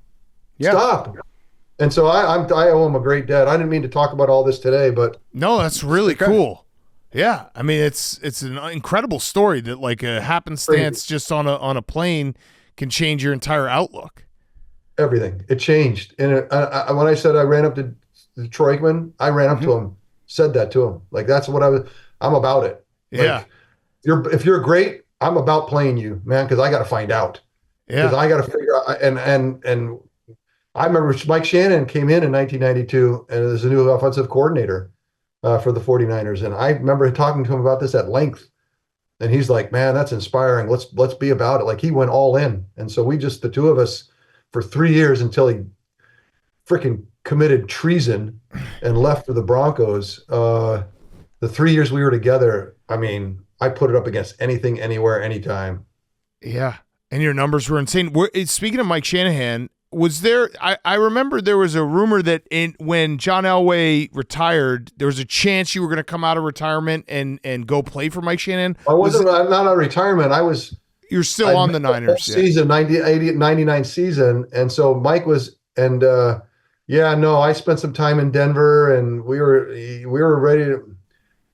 We were thinking about it. Was it close? He was all in. He was all in, and I don't know. My wife says that's one of the things because we were newly married at the time, and she regrets not like pushing me harder to do it. I was kind of emotionally cooked in some ways. Like, you get towards the end, you're like, what am I doing? And I just need, I should have jumped in. I would have played 2000 to maybe 2 or 3 years. 2000, 2001, 2002, 2003 would have been the years I played in Denver if I would have done it. Yeah. Wow, that's a real what if? Yeah, what if moment. Yeah, could the Broncos have won another? Do you think you would have won another Super Bowl? Why not? Let's go. Yeah, I mean, those are good teams. With Mike and I mean, the two of us. I mean, if history was anything like what we had before, it was good stuff. Yeah, I got kind of a tough question for you here. Can you tell me which loss was worse for you? Which Brett Favre 92 championship game? Cowboys. Okay. I was going to say, Cowboys. Out of all the Brett Favre losses, is it the consecutive playoff losses, or is it losing the role in something Brett about Favre Mary Till? Losses were different because the championship game we played in Green Bay, my rib was out, and I only played like 3 plays, so I don't really. That was that one. And then the loss at home in '95, we just couldn't run the football. Like, we just, we had Gilbert and Reggie White for our line was super hard. Like, it wasn't as, I don't know why it wasn't as painful. It felt more competitive. When I think about the 92 championship game, I throw up in my mouth. Like, I really struggle with that one. That was a total screw up. And the regret I have about that game is heavy. Yeah. By the way, we have a bone to pick with you. You are not going to remember this at all. You're not going to remember this at all, but I still have to bring it up. In 2000, really, you really have to. No, here it is. This is gonna be funny. It's kind of a full circle moment because you probably have no idea what I'm about to say. In 2020, you were on, I believe, PTI, and maybe lightly, but kind of criticizing Joe Burrow for doing an interview tipsy. We were the ones who did the interview with him, and we were the drunk guys. I think you're remembering a little bit off. He was smoking cigar at LSU, and I actually regret that interview for me. Like, what am I was like, what are the kids going to start smoking cigars? Like, stop, Steve, relax. But But it was actually you said something about like he's doing an interview tipsy. I want it on the record. We were actually fully hammered. When we interviewed him, we interviewed him like 6 hours after he won the national championship game. It's one of my favorite moments that we've had in this history of this podcast. We've been doing it for 9 years, but we were fucking hammered when we interviewed him. I guarantee you, if it's PTI, that I was having fun with it because it was funny to me. Like I think I enjoyed the fact that I was watching you guys and going, what are we doing here? Yeah. It was like a thrill of a lifetime. We got to interview the national champion, Heisman winner. How come hammered, you got to interview a guy right after the national championship? Well, he didn't know that we were going to be hammered, but we'd known Joe for a while. Yeah, and we knew Coach O. They've become good friends of ours. Ohio.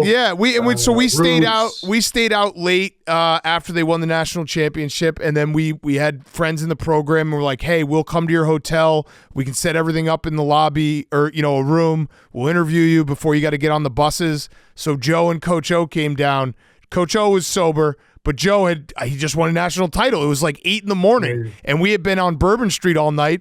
So we did the interview just very drunk, and it was one of the funniest interviews we've done.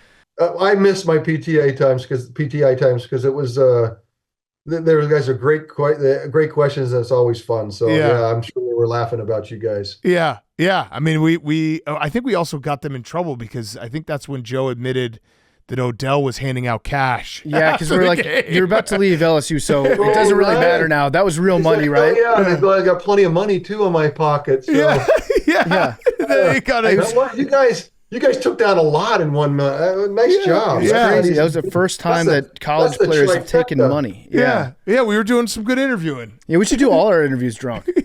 We really should. It's actually not. It's a pretty good hack for if you're starting a podcast. Just get hammered and badger people with questions. Yeah. I got a question for you about the modern day quarterback play in the NFL, namely the slide. So I don't know why, but just in the last 2 years, I feel like I've been watching quarterbacks slide to protect themselves, and I've been thinking more and more. The slide isn't really that safe of a play at all for quarterbacks because it puts your head so close to the ground where if you get hit on a slide, you're likely to bounce off the ground. It puts your head on a pedestal, right? At the level of people's knees and like you basically are saying, and by sliding, you're opening yourself up, right? It's like, oh, hit me in the face.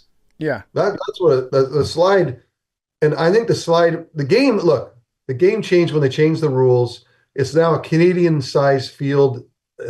Essentially is what we've done is we've expanded the space because defenders can't launch their bodies. The space that's come in the last 6 or 7 years that's put the prototype is now like, it's my game. I'm all the people tell me you scramble, you're weird, you're odd. Now I'm like, this is my mainstream. Yeah. And so the game's changing and the slide needs to change because it can be weaponized by a quarterback. You're seeing Patrick Mahomes, not the slide particularly, but the go out of bounds fake and then come back, or the pump fakes, or all the stuff that they're doing to abuse defenses. Defenses are really under duress from the NFL by making the rule change for safety. And so it feels like the slide, I never slid. If you can get a quote, any clip of me sliding, it'd be a mistake if I did. Because I always felt like, just what you just said, it's dangerous. You get yourself hit in the face, and plus referees always reduce where you slid. Like whenever I would, I guess I have slid because I know I've done it, and then all of a sudden it was for a first down, and then now I'm a half a yard behind. I'm like, what are you talking about? Like I slid to make the first down, and they're like, no, you slid back. And it's like I learned sliding. The mentality of it is, they don't give you the yards, so forget it. I'm not going to do it anymore. Mm-hmm. Do you guys does your mom live with you? What is going on? No, that's Max. Max just came in to change the... He doesn't care? Yeah, he didn't care at all. He just walked right in front of the camera. That was crazy. But freaking boring story. I don't need to... No, that was so nuts. Boring. Like I fell asleep and forgot you guys were live. Yeah. Max, do you have any questions for Steve? Look, let's go with the slide. You got to change the slide. I just wanted to make sure you weren't looking at it. Your mic's not on. Yeah. Can you scream it into the dead mic, bro? Yeah, I mean, imagine if you had slid on that.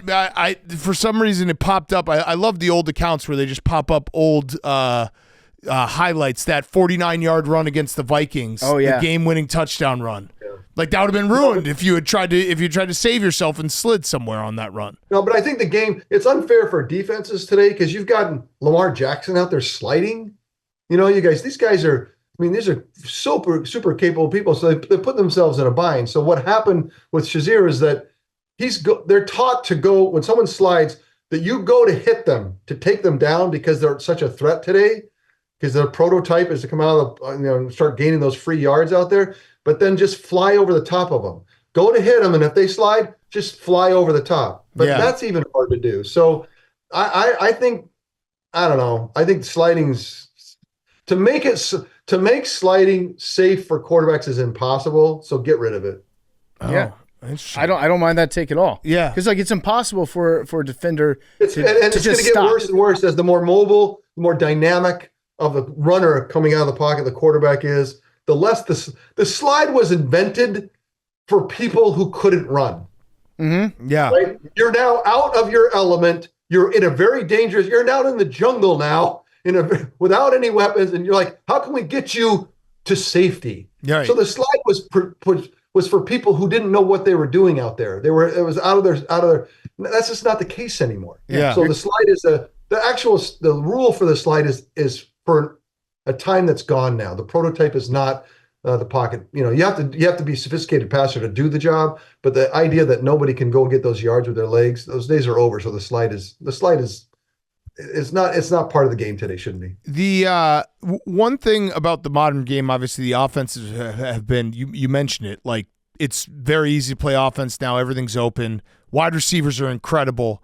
I do think we get to a point where we forget about how special Jerry Rice was. Can you tell us, maybe our younger audience, like what made Jerry Rice so damn good? Because we get to a point where, there's guys that are, Jamar Chase, Justin Jefferson, some of these guys are doing incredible things.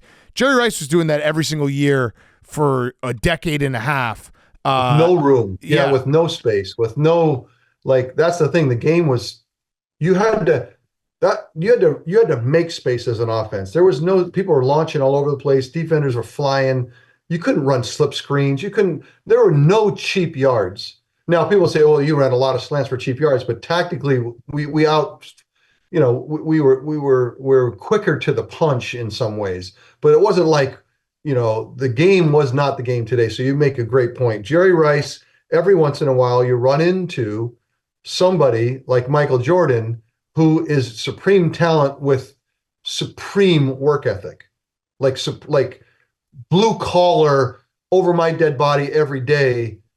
It's and I think in a person's psyche, what happens is there's a fear that even though I'm amazing at something, I have this fear that I can't get rid of, that someone's going to take my job.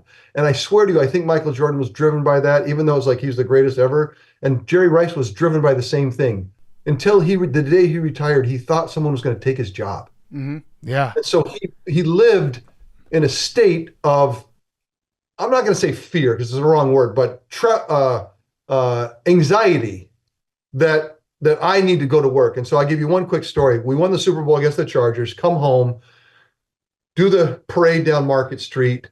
The buses pick everyone up from the Market Street, go down to the facility in Santa Clara, drop everyone off. The coach makes a speech because he just won the Super Bowl. Hey, see you later. See you in first OTA in April. And, goodbye. So everybody is like, it's like a derby, like, to get out of there. Everyone's gone. So the next day, no one's going to go down there tomorrow, right? But I'm single. I got nothing to do. I'm going to go down, clean up my locker. I don't know. And so I go down there. Nobody's there, and the doors are locked. But I know there's a 24-hour guard that's there all the time. So I'm banging on the door. He finally comes. He's like, "Bro, what are you doing here?" I'm like, "I don't know. I cleaned the locker. I want to, take a hot tub. I don't know, do something." And I go out the fields. The 49er facility's still there. Same thing. Go out the back of the locker room, and there's the fields. And I look out, and freaking Jerry Rice is out back in the corner. And I can't hardly see that it's him at first. I'm like, who's that freaking crazy man out there in the corner running? He's like running routes against air, and then he's acting like he's catching the ball. And I'm like, that's Jerry. Holy shit. And I'm like, bro, like, take a day off, man. And a couple of things went through my mind. first was, is that Jerry? I said, yes. And the second thing is, question I asked myself is, am I supposed to go out there and throw it to him? It's like, man, I don't want to go throw it to him. And I can't remember if I did or didn't. I want to believe I went out there and at least tried. But that's, when people say, who's Jerry Rice? Jerry Rice is the guy when no one, like, he must have had a key. Yeah. Because the guard didn't know he's back there. He go, hey, Jerry Rice is back there. He's like, yes. What the hell? You know? I'm like, yeah, he must have. Knowing Jerry had a key. That's crazy. To the gate, and he was going to go do the work. Wow. And so that's Jerry Rice. And so put the numbers of Jerry Rice up there, and look at even today when the game is wide open. Jerry Rice's all his records should be under duress, right? They should be being lapped in today's game, and you can't get close to him. Yeah, you cannot get close to him. Did it make it hard as a quarterback when he would give the ball back to you and it'd be all sticky? No, it wasn't that. You guys don't believe the hype now. Come on, that was pre 1985. That was the Stickum era. Now the gloves that they have today, are much tackier than anything that we had when we were playing with in the 80s and 90s. Much tackier. Yeah. The idea that you can go back behind and grab a ball with one hand like Odell does, those gloves are much tackier than they were back in the day. Yeah. So you were talking earlier about sending smoke signals, quarterbacks that send smoke signals. Maybe they're not in the best position right now, but you see something and you're like, okay, I'm going to keep my eye on you. You're still all right. You're still alive. What quarterbacks are out there right now? And we'll move on from Bryce Young because I think he sent up a few of those. But what quarterbacks right now do you see that might not be playing that great right now, but you see something that you want to keep your eye on? I see it in Caleb. Now, look, I don't know how the ceiling is, and you got to go through some filters like I told you, but you got to get into a spot where you can get some help. What I didn't like about Caleb's game yesterday is in the first half, like, look, clearly under duress. Things are really going south fast. Get out, man, and start, like, make plays. Like, we're not going down this way. And so what I didn't like about his game yesterday is he just kind of sat there looking for the third guy, waiting for someone to come open. Like, no, get out, go, make something happen. Refuse to go down that way. So there's still learning that he's going to have. But there's some things I've seen this year that I feel like I would want to invest in Caleb for sure. I don't think it's fair to say C.J. Stroud anymore because I think we've seen it. Now we just got to get it developed and get him all the help that he needs and everything else. I really feel that he's in a great spot. Help me go around the league. I'm just thinking what the Sam Darnold's going to.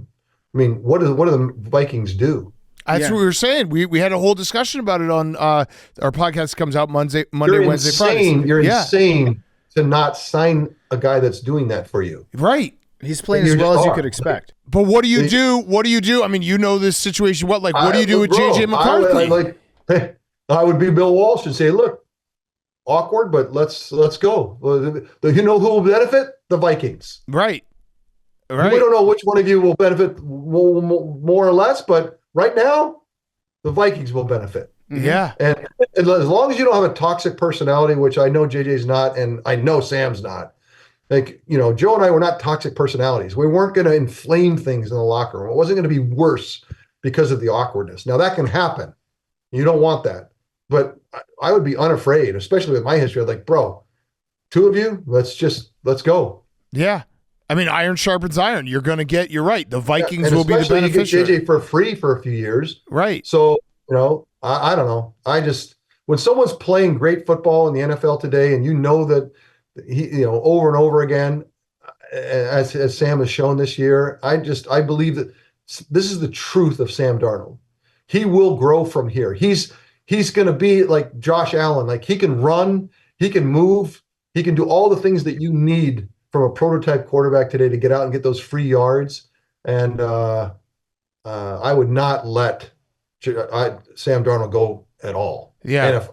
And if I would, and I don't care who you have at quarterback, other than maybe Patrick or Josh, I would say bring him in. If you can get him at a price that works, make it awkward, man. If they're going to let him go, do not. And if I was Sam, I am not going back to one of those places that doesn't take care of it, doesn't understand the quarterback position. Yeah. I refuse. So I will go compete to go to one of those places that does. Yeah. Yeah, because, I mean, Kevin O'Connell's an incredible coach, and then you also have Justin Jefferson. Like, don't walk away from that. Nope. You have to dynamite me out of a place like that. Yeah. Yeah. All right. Well, I had one last question, Steve. This has been so much fun. We really love having you on, and we'll definitely do it again. Max fell asleep, but other than that, it was super exciting. Yeah. Well, he's got ADD. I've thought this has been incredible. My last question is a Roback question. RHOBACK.com, promo code TAKE, 20% off your first purchase. Q-zips, polos, hoodies, joggers, shorts. Roback.com, promo code TAKE. So you mentioned all the way at the beginning of the interview, being on like a losing team with the Bucs and having that in the locker room. We're at that point of the NFL calendar, December, where there's some teams that it's clear it's over. They're not in the playoffs. They've got 2 or 3 wins. How do those teams get off the mat and play this game every single Sunday? Like, is it just are guys just playing for themselves, or what is it like in that locker room when you're trying to do the prep all week and then get there and be like, we know we're probably not going to win? Football is weird and different because the job is to go ram into other people, and it's unusual. You know, it's as a team game. Look, there's UFC, there's boxing, there's other things that, that's the game. But the game in football is I got to go get people to ram into other people. And honestly, it's not natural.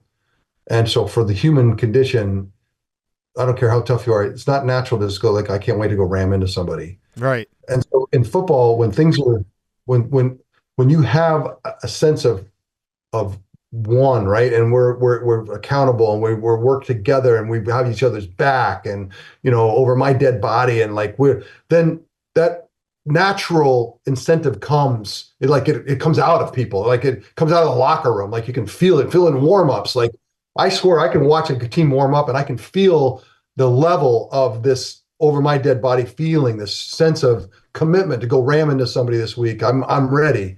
And so when you start losing and then you're out of it, then it's tough because naturally, even tough veterans of the NFL, human is like, I really don't want to ram anybody this week. Like, I'd rather not. And so it makes it super hard, more than any other sport, that when things are, you're out of the playoffs, you're just, running out the clock of the season. When you have to go hit people, it makes it that much harder to get them to go do it. And so as a coach, a lot of coaches use threats, and because they're under, if they're out of it too, they're probably a little under duress as well. So a losing locker room that's out of the playoffs is actually a kind of a dangerous place to hang out. Mm-hmm. Because you go to play and not everybody's committed, you get yourself hurt, right? And so in that way, you pray that you're in a locker room like the 49ers this last week and go, hey, look, no way. And then there's leadership in there and there's a commitment to it, and we're not going to go down that way. It's probably a little bit of a DNA thing that they've had for a while, but teams that have lost for a long time and it's part of their culture and their dynamic now, it is brutal when you get out of the playoffs and now you have to go figure out how to go play and show who you are. Like the idea that I'm going to go play quarterback on a losing team that's out of the playoffs. How do let's say I'm all in 100%. Well, I need 5 linemen that are all in 100%. I'm not going to say they're not, but human nature says, I really don't want to ram in anybody this week. So, and so I'm not going to be tip of the spear, ready. It's hard. I feel for teams that are in that mode all the time.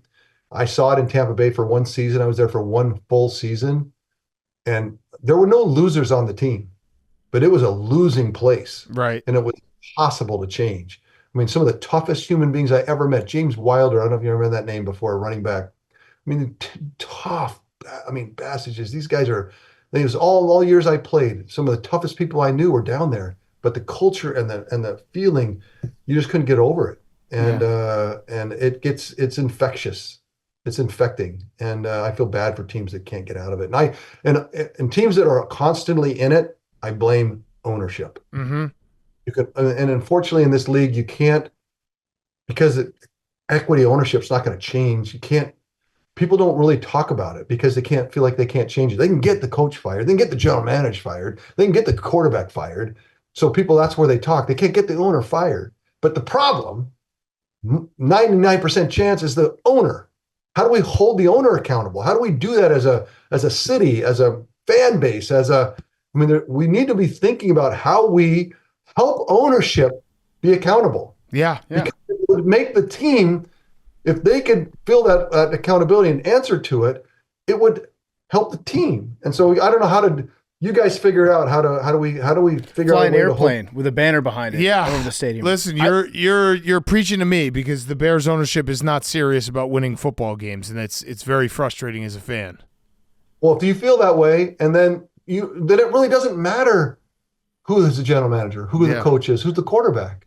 Like, you can't overcome apathy. Mm-hmm. Yeah. If that's what you guys are saying, if you guys are saying that Chicago Bear ownership is apathetic, then you guys got to figure out how to address it. Yeah. Yes. The one thing that they pay attention to is the bottom line. When the money starts getting messed up, then they start looking at it. Like, I was a Commanders Redskins football team fan, and I worked 25 years on getting Dan Snyder fired. Nothing was ever going to happen until he started losing money and his corporate partners started pulling their sponsorships, and then he got caught. All the stuff with the investigations to personal conduct was one thing, but when he got caught taking money from the other owners, that's when it was like, okay, now it's time to get this guy out. So the only thing these guys listen to is money. That's what will make them act. I don't know. I don't know. I just know that the league we'd be an even better league. We're a great league right now. We're an even better league if we could figure out a way to hold the ultimate equity owners accountable. Yeah. Mm-hmm. Agreed. I had one last thing, because I read this about you today. I did not know this, but you never took a snap under center in your entire NFL career. No, in the shotgun, you were always under center. You never took a shotgun snap. And the year I was in the USFL, the Express, that's all I did was a shotgun. I loved it. And Bill Walsh didn't believe in it. He didn't believe the timing could be. It wasn't until John Elway and Mike Shanahan used the same offense in '98 and showed, no, it doesn't matter. And I remember when John was doing it from the shotgun, I'm like, frick, why? Like, it doesn't matter. And from the shotgun, it's just such a better spot to be to play quarterback. And so, in the NFL, I never played one snap of shotgun, that's crazy. That's such a bummer. You had to just get into your center's butt every play. Yeah, for me, man, for me. What I could have been. All right, well, Steve, thank you so much. We really enjoyed this, and like I said, we're gonna have you back on. You have to come back on legally now. Mm-hmm. All right. You're a recurring guest. I got to tell you, my dad's nickname is Grit. Okay, nice. Grit Young. I see the sign behind you, and Angela Duckworth wrote the book Grit. Yes, and he's in the book. Which is weird. That is. And if you're serious about grit, then I'm in. Yeah, we do a grit week. If it's just a sign, no. If it's just a sign, a cheap sign that Max walks by and spits on, then I'm not coming back. But we do grit week every year. Yeah, we do grit week. True, you guys are about it, then I'm about it. Yeah, we are. We do a grit week where we travel around to different training camps and do interviews out of a van. So we're about it for sure. I love that. Yeah, as gritty as a podcaster can get. Not that gritty, but we push the limits for grit for podcasters. I like it. All right, thanks so much, Steve. You guys got a lot. It's good therapy for me. I appreciate the time. Yeah, absolutely. Right. Appreciate it. Take care, Steve. All right, see you, boys. Take care. Steve Young was brought to you by our good friends over at Blue Chew. Blue Chew is an online service that delivers the same active ingredients as Viagra, Cialis, and Levitra, but as a fraction of the cost and in a chewable form. The process is simple. Sign up at bluechew.com, consult with one of their licensed medical providers, and once you're approved, you'll receive your prescription within days. Blue Chew tablets are made in the USA. They're prepared and shipped directly to your door. The best part, it's all done online. That means no visits to the doctor's office, no awkward conversations, and no waiting in line at the pharmacy. You can take them anytime, day or night, so you can plan ahead or you can be ready whenever an opportunity arises. Blue Chew wants you to have the confidence to perform at your best, so discover your options at bluechew.com. And we've got a special audience for Part of My Take listeners. Try Blue Chew free. Just pay $5 shipping at checkout when you visit bluechew.com. That's bluechew.com to receive your first month free. Visit bluechew.com for more details and important safety information. And we thank Blue Chew for sponsoring this pod. Part of My Take is sponsored by BetterHelp.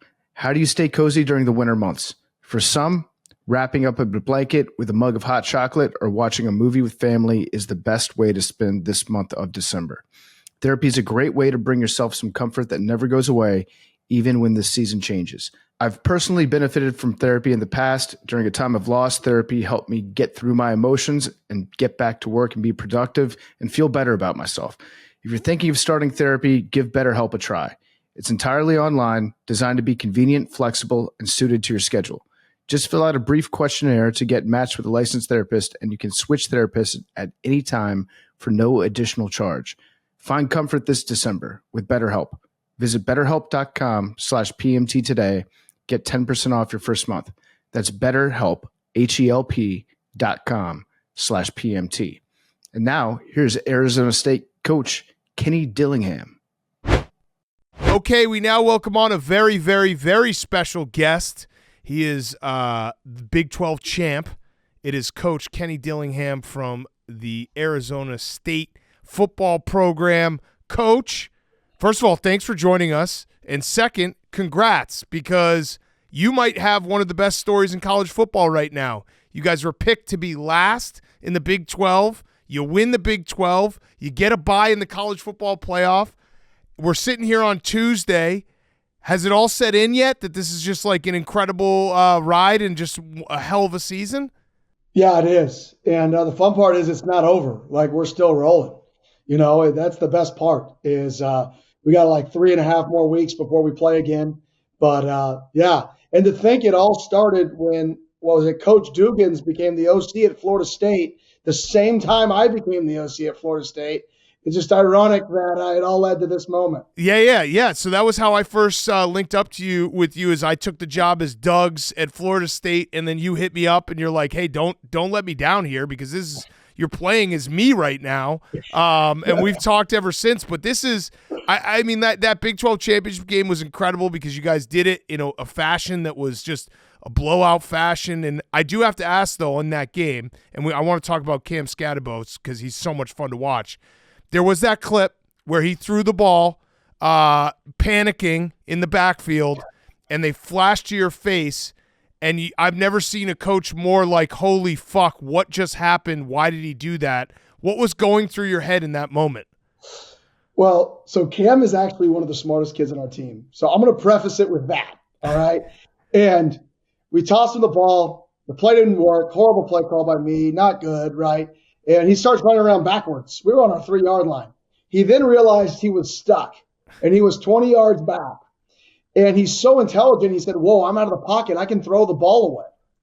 So he made a decision in a split second. Instead of losing 20 yards, I want to throw the ball away. And I knew, like, as it was going, I'm like, this dude's going to throw the ball away. Like, I know Scat. He's going to throw the ball away. And then when he did it, and the ball almost got picked off, it was one of those moments that I was like, is this real life or is this an alternative reality? Mm-hmm. Like, I was like in a state of what the hell is going on right now? Yeah, it's actually a really smart play. Yeah. When you think about it, yeah, it might have taken a couple years off your life, but I always said when a running back has the ball in the backfield, they're going to get battled up, throw the ball, get it out of bounds. Yeah, I mean, and we had a guy in the area. He actually came to the sideline. And both him and our quarterback are so competitive. Our quarterback had a bootleg off of the play, off the toss, and he boots out opposite. He goes, where were you? You were supposed to be over there. That was what his response was he had a plan to throw it back for a touchdown after running backwards for 18 yards to our quarterback. And that's just that. You know, he's such an aware player. That's what makes him unique and different is He's super intelligent. He plays as hard as you can possibly play. He's so fun to watch. He's one of my favorite guys in college football to watch with the ball in his hands. Do you find yourself calling running plays just because you want to watch him run with a football? Yeah, I mean, we definitely want to. I mean, I get on the headset. I don't call the plays. Coach Arroyo does, but I get on the headset because that's my background. I said, hand it to Scat. I don't care what you do. Just hand it to him or get it to him as many times as you can here. Or I want to see Scat touch it twice in a row. I'll definitely make comments like that. Yeah. I would just do it not because it's necessary for like the situation of the game, just because I, as a person on the sideline, want to watch him running with a football. Yeah, we don't make too many of those decisions. We mainly try to win. That's usually our main purpose for decision making. That's why you're you and I'm me. Yeah. So the other one, I don't want to trade. No, the other one we got to talk about is the ending of the BYU game. Now this is where you basically were Coach Doug's, me playing video games, where I had big time clock management issues. I did stupid things all the time. Do you know now that like we're a few weeks removed from that and you're in the playoff and you're comfortably Big 12 champs, do you realize how fucking stupid you were in that moment? Yeah, that was a mistake. I openly said it, I think in my press conference on Monday, like 100%, when we do an average play takes 4 to 5 seconds. And then a throwaway play takes 8 seconds. So when you do the math, yes, does the little book that tells you to run around, and throw it away, tell you the game's going to end? Yes. But does common sense tell you to go hand it to scat and score? Yes. So 100% hindsight. Let's just turn around. Let's hand it to that dude who should be at the Heisman Trophy ceremony, and let's save the drama for another day. Yeah, but it made for a great ending. It did. It was literally, I was watching it live being like, this guy's fucking playing Madden right now. Like, what is he doing? And then having that scene of you with the ref, and there was some guy standing behind you that was making me laugh so hard, this like diehard Arizona State fan who basically instantly became your hype man, who looked like he was just repeating everything you were saying. It was why I love college football. It's just a scene you can't get in the NFL. And we learned the lesson to maybe just run the ball next time. Yeah, should have just probably handed it to Scat. Yeah, and as an Arizona State student, how hard it was going to be to get all those guys off the field. Like once the student section gets on the field, that's a big cleanup job that you have to undertake there. That's what was going through my mind was I'm getting pushed in the back. I'm getting hugged by random people and like mosh pitted in there. And then I'm being told there's still time. Then my wife's out there and we're hugging and she's giving me a kiss. Congrats. And then we have donors on the field. The guy that you're talking about is one of our top donors. That's awesome. And he's came out on the field with my wife. And it was just, you talk about chaos. I mean, but you know what? This season's been so crazy that why not? Why not just add to it? Yeah. Like why not embrace it all, embrace the chaos? And I feel like you had, maybe this is just the point of the football season where everything blends together, but didn't you have a game that was almost similar where you were out on the field and the game was over? Was that earlier in the season? Like the same thing happened? Yeah. I've never had a second added in my career. I coached Pop Warner. So if there's ever a time for a second to be added on a clock, you'd think it with Pop Warner officials. And it's happened twice in our first 11 games this year. We had a second added to the game, which gave the team the other ball. Yeah. The ball again. So it was very interesting. Yeah, we might need to work on our last second situational football. That might be something to circle this offseason. I agree. There's a lot more than that to work on. I got a lot of problems. Yeah. So you guys are in a great spot now. As Big Cat mentioned, you were picked last in your conference. How often do you repeat that? How often do you still let the team know, hey, you were picked last? Like that's really bad. The expectations were so low on you that you're actually last, and look at all you've accomplished. Do you still use that as motivation, like constantly with the team now? Yeah, it's more we're still not, like, people don't believe we're good, right? We weren't even picked high in the last CFP rankings. People are saying, hey, these teams that get to play us have the shorter, easier path. So our guys see all that. They read all that, regardless of what they've accomplished in the last 12 weeks or 13 weeks now. They still have the chip on their shoulder because people still doubt them. And that's why we're where we're at, is because we have a lot of people who were at these blue blood programs that chose to come out here, live in paradise, live in 65 degrees and sunny in December, jump in the pool maybe, take a little dip, right, and walk down Palm Tree Lane at Arizona State and compete for championships at the same time. I mean, I don't know about you, but that sounds like a good time. You're recruiting us right now. It sounds great. Yeah, I am. There's probably a couple, I don't know, like let's say 230-pound, I'd say juniors in high school. They're linebackers. Maybe they've got like the start of a mullet going on right now, and they're trying to figure out where they want to go to school, maybe 3-star recruits. What would you say to those guys? I would say you get to come out here and live in paradise. You get to play championship football. You don't have to go in the snow and hit people in 25 degrees. Yes. Does it get hot in the summer? Yeah. Keep your butt inside, right? Get in the pool, right? The pool's not bad, right? It's a good spot. And be around good people. We have really good people on our staff, and we have a saying here: be a good person, make good decisions, and the last one, have more fun working harder than anyone in the country. If you want to have a lot of fun working your ass off, this is a spot for you. Yeah, and I got to give you credit because I love your breath of fresh air when it comes to college football, and the way you've attacked this is awesome. The one thing that's crazy that I haven't seen any other coaches do, the transfer portal sucks. You're losing guys. It's just part of the business. But you're out there quote tweeting a guy who's transferring being like, he's awesome, someone pick him up. Is that that's an intentional strategy by you, but it seems very genuine that you're like, hey, look, I understand how this is going to work. We're going to lose guys every year. I'm not going to shit talk them. I'm not going to, tell them, make them feel bad for making a decision for themselves. I'm here to still support them. It's awesome. Yeah. I mean, at the end of the day, I know it's a business. I get all of it. Trust me, I'm in it. Right. So I understand it, but college sports is supposed to be to help the kids. That's still the root of what it's supposed to be.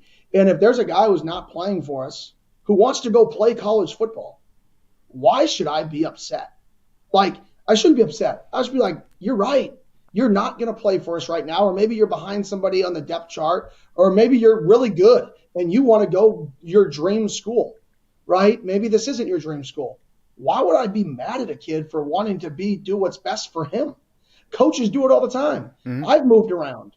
Assistant coaches move around. What a double standard that would be for me if I don't support the players and their career aspirations like I support coaches and like I did in my career. So I root for them. I try to help them. I let them give my number to other college coaches for them to call me.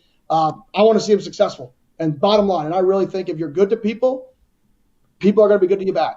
Yeah. I really believe that. Yeah. It's a great message. And you can fight against the rules all you want. A lot of coaches do. They're very resistant to it. Or you can realize, hey, this is the situation that we're in. What's the best way that we can deal with it? This is the new reality. And if you support guys that are looking to transfer somewhere else, a high school recruiter is going to see that and think to themselves, that's a good guy. That's a guy that I would want to play for. Yeah, I would hope. Like I said, I just believe, like I said earlier, our number one thing on our board when we recruit people for our coaches, our number one thing is be a good person. That's not very hard to do. Mm-hmm. When you really, truly think about it, it's not hard to just treat people right. Yeah. And if you do that, good things are going to happen for you. I just believe it. So I do think that's part of it, is just being a good person. Yeah. It's not rocket science. Yeah. Yeah. Or rocket surgery. Yeah. Neither. All right, so I got a question for you. So like I said, we first got linked up when I took your job as Florida State offensive coordinator as Doug's, but I actually have longer history with you, which always, for everything in my life, it goes back to a bet. You coached Bo Nix his freshman year.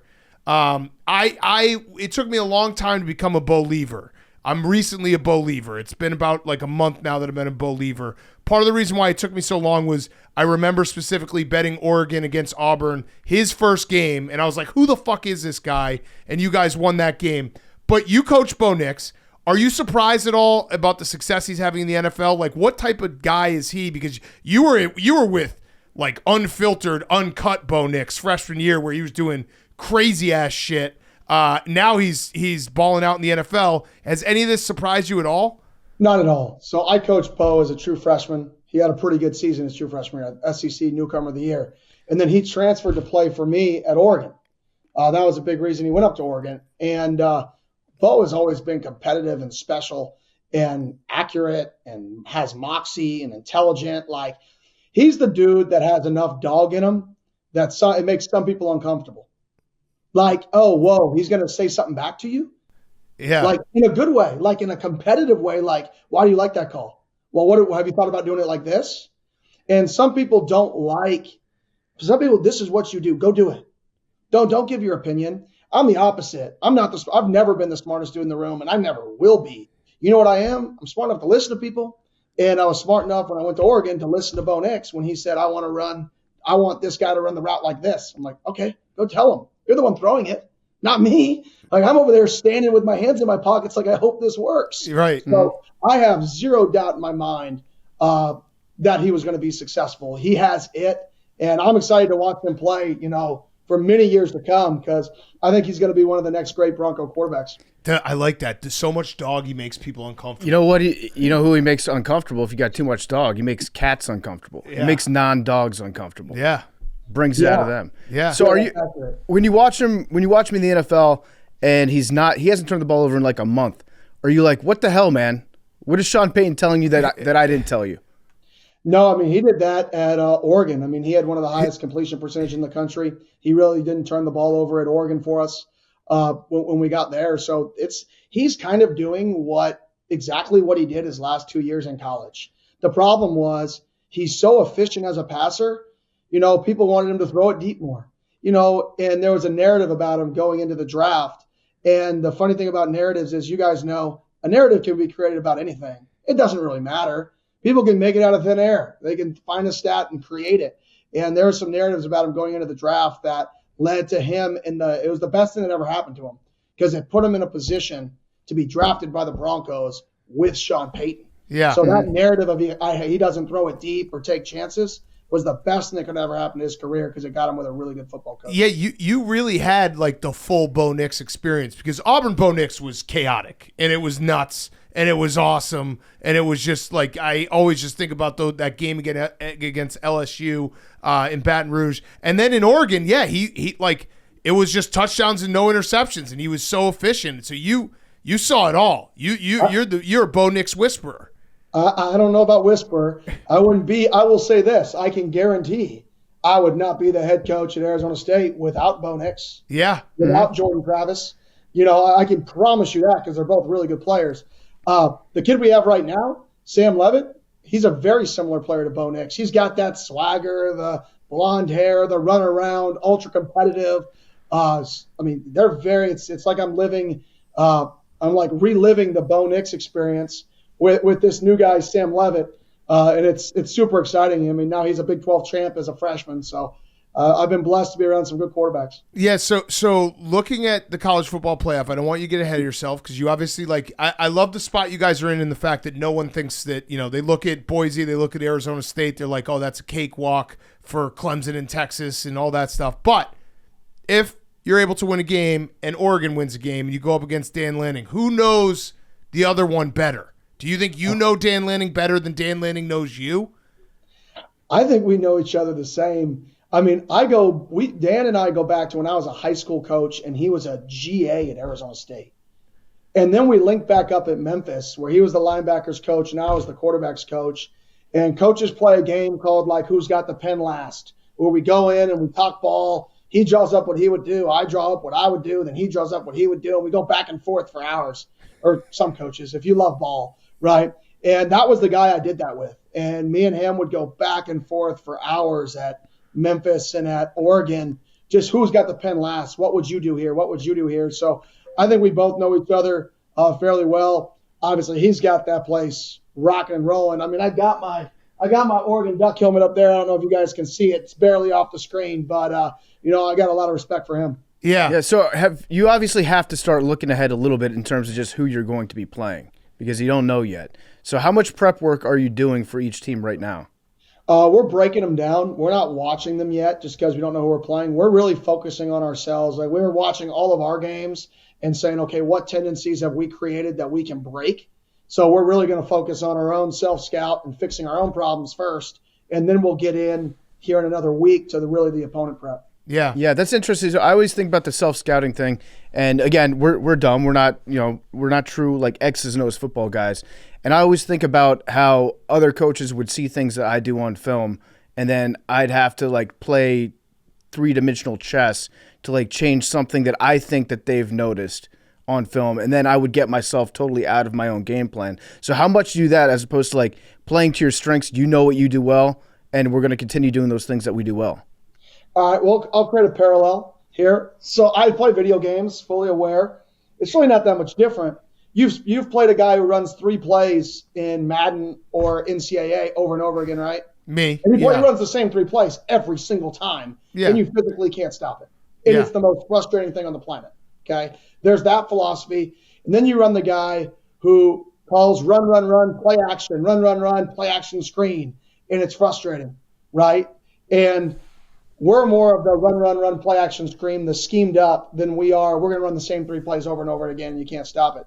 Those philosophies carry over to real life, even though nobody wants to ever compare things to a video game. There are some parallels. It's more of a train of thought and a belief system.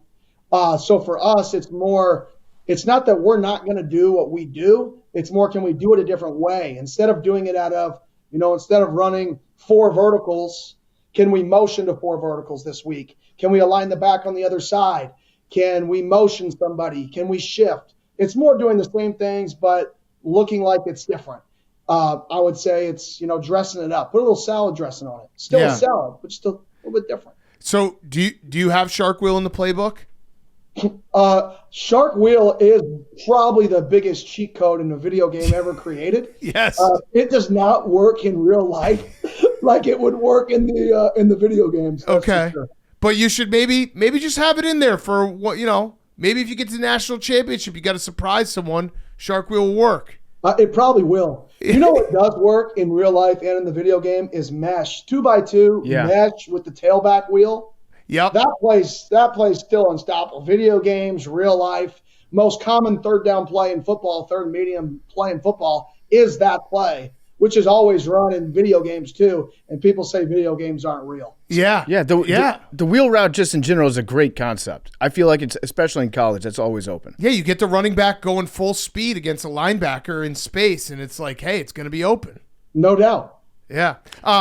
So your start was very interesting. I don't know if this is true, but you got injured your senior year in high school and immediately went to coaching. So it was like that. It was just, you knew that you had to be a football coach. And the minute because you hear all the time, like, guys will go play, Division II college. They'll go all the way to the end of their football career and then start coaching. The end of your football career was senior year in high school. And you're like, all right, ready to coach. Let's go. Yeah. So I tore my ACL the spring of my junior year. Tried to play my senior year without my ACL. Problem is, I'm 5'9". I'm unathletic. I'm overweight. And I was never really a good player.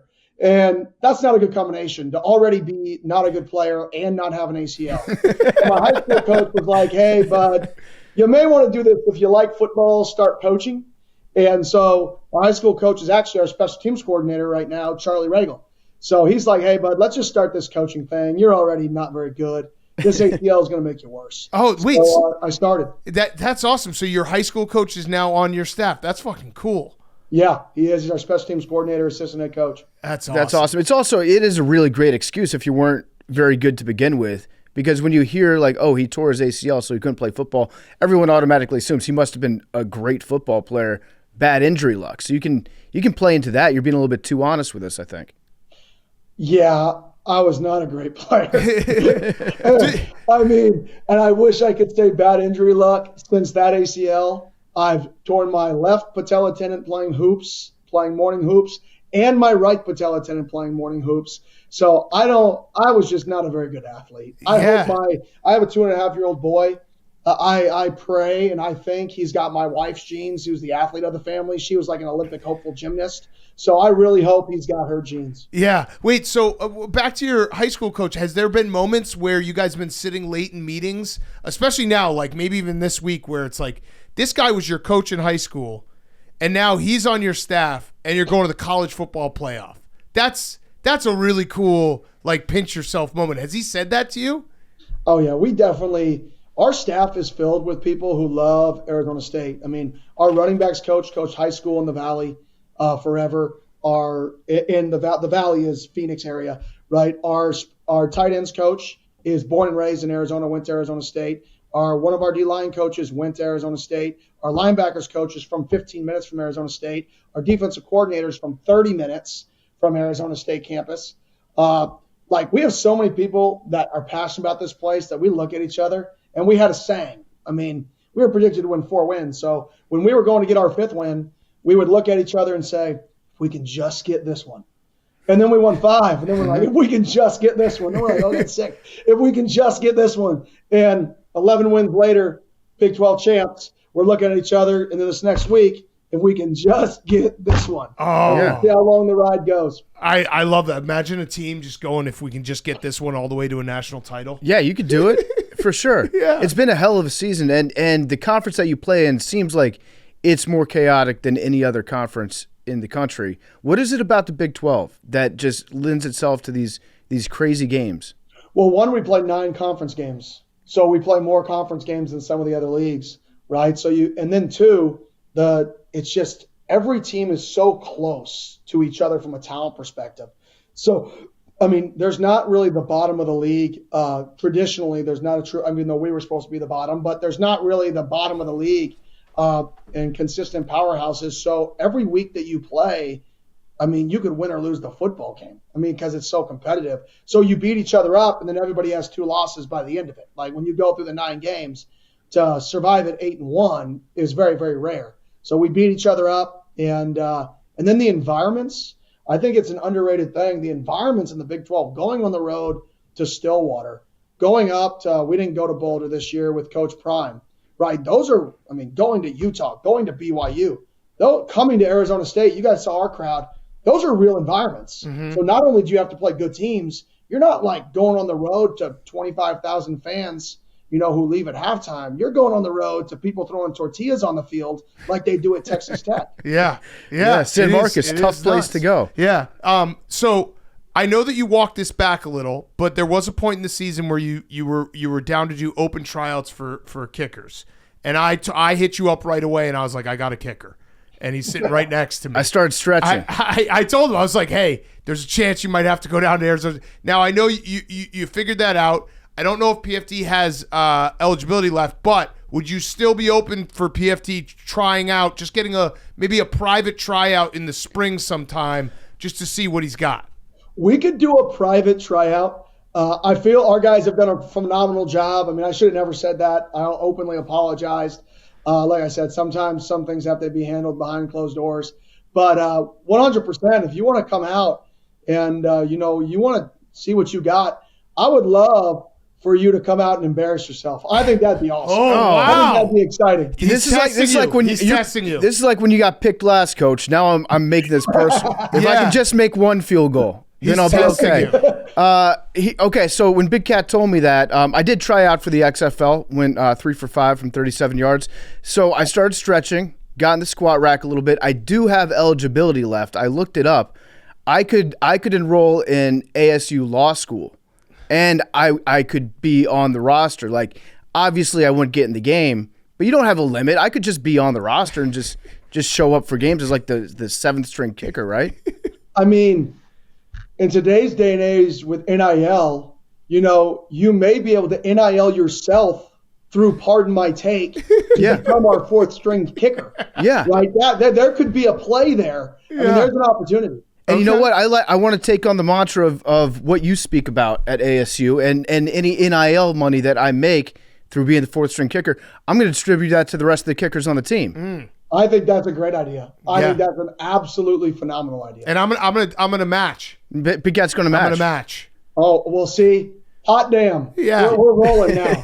Now we're cooking with fish grease. Yeah. Listen, I can still make a 35-yard field goal consistently. I think. I haven't kicked in like a year, but you give me like 3 months to get in shape and to start working on it. I'm gonna be lights out from 40 in. Yeah. Consistency. That's what you need. He's just trying to test you. I actually did have one last question. He's trying to test you because I know how Coach Dillingham is. Rowback question, RHOBACK.com, promo code TAKE, 20% off your first purchase, Q-zips, polos, hoodies, joggers, shorts, rowback.com, promo code TAKE. Go right now and buy it. My last question, and I know what you're doing to PFT because I know you pretty well in just reading everything and talking to you. You just like guys who want to compete. So you have a ping pong table that you basically have the rule that if you beat someone in ping pong and they don't want to play again, you're like, that guy's not for me. So how much of that is like real, where it's like, if we play a video game and you don't want to play again, I don't really want you around because I want you to have that dog where you're like, I got to win a game. Yeah, it's not, I mean, I say that jokingly, but it's somewhat like it's not 100% true. I just want to see somebody who's like passionate about it. Like, we're doing something, we're competing in something. Like, if I beat you and you're like, oh, what's the next thing that we're doing on our visit? Right. That doesn't, I don't connect with people like that. Like, I grew up the youngest of 4 where I got my butt beaten everything. And like, I would hate it. And I'd be like, play again. I want people that like want to be the very best and that are wired in a way that I don't care if they're playing tiddlywinks. They want to win. I don't even know what a tiddlywink is, but I've heard the saying before, and they want to win in it. And whether it's spades, whether it's chess, whether it's NCAA, I want people that it pisses them off to lose. Yeah. It bothers them. It's uncomfortable. Yeah. I like that. Love that mantra. So is there anybody else on your team that you want to shout out, like an unsung leader of the program? Because we spend a lot of time talking about the running back, the quarterback, but is there a guy on the team that's like the heartbeat of the team that's kind of operating behind the scenes? Yeah, one of those guys would be Xavier Alford, our starting safety, who was first team all-conference. He started his career at Texas, transferred from Texas, went to USC, didn't work out there, transferred from USC, shows up at Arizona State. The NCAA deemed him ineligible for transferring twice. It was before the rules changed. So then he practiced for a year and a half without playing here, and now he's first team all-conference. The work he's put in, he's the guy who gives our pregame speeches. If you ever watched any of our videos, I don't give pregame speeches. I'm horrible at it, but he's good at it. So he's the one who gives the pregame speeches to the guys. He's definitely one of those guys. I love it. Love it. We're rooting for you guys. Yeah. I mean, this is it's why I love college sports, this type of story, and someone who's got the passion that you've got, especially for Arizona State. Don't let Pete Prisco back on the bandwagon, by the way. He's a friend of ours. He's going to say that he never left. He definitely left the bandwagon. So we'll gatekeep the bandwagon for you when it comes exclusively to just Pete Prisco. That sounds good. Okay. All right. Thanks so much, Coach. We really appreciate it, man. See you, Coach. I appreciate it. Go Devils. Coach D was brought to you by Hey Dude. We're bringing the holiday magic with a twist of Hey Dude style, comfort, and stoke to make this season unforgettable. Welcome to the Hey Dude holiday season, where giving the gift of go-to kicks is the ultimate way to spread cheer. No one does the holidays like Hey Dude. Whether you're a diehard fan or a first-timer, no one does festive offerings like Hey Dude. It's the holiday season. If you're looking for novelty prints, Hey Dude's got you covered. This year, the signature silhouettes are getting their annual festive glow-up. To kick things off, we're cranking up the holiday vibes with our Wally, Windy, and cozy slipper styles. Plus, don't forget about the boots. I'm wearing the boots right now. I've been rocking the boots all week. Was walking through the kitchen at Barstool Sports today. Got pulled aside by like 3 people. They're like, yo, PFT, are you matching? Did you match your boots with your shirt? I did not. I just got very, very lucky when I got dressed this morning. But they're great, great boots. I've been wearing them all week. Perfect for the wintertime. They're also the perfect gifts to share with everyone on your list. Shop the Holidude season now at heydude.com. Give the gift of comfort and style this holiday. Okay, Hank, guys on chicks. Michigan fan here, and I am buzzing from Saturday. What? Michigan fan here, and I am buzzing from Saturday. Is this correct? Old. Yeah. Yeah. This is... Yeah. Okay. Maybe they were just buzzing from... Oh, okay. I've been dating my boyfriend for 4 months. Wait, is this still the Michigan fan? Nope. Okay. Maybe. I've been dating my boyfriend for 4 months. We're in our late 20s, and he absolutely loves basketball. Recently, he joined a league where 2 teams play, the Unks and the Grads. Usually happens. As it sounds, a bunch of middle-aged men play against recently graduated high schoolers. The Unks and have, this is written incorrectly, the Unks and have an ex-D1 football player and always win. And my husband takes great pride each week. He makes fake newspaper articles and AI-generated podcasts glorifying himself for his performances. He recently said he's considering going to an open NBA tryout because he dropped a triple-double against a team of 18-year-olds.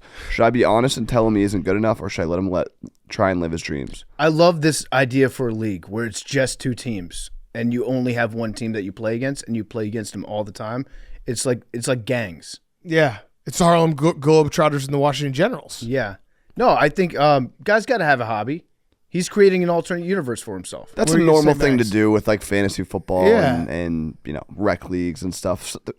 Someone always takes it seriously, but that's not a bad thing. Also, what were you gonna say, Max? I want us to put out this graphic of like that he's joining it.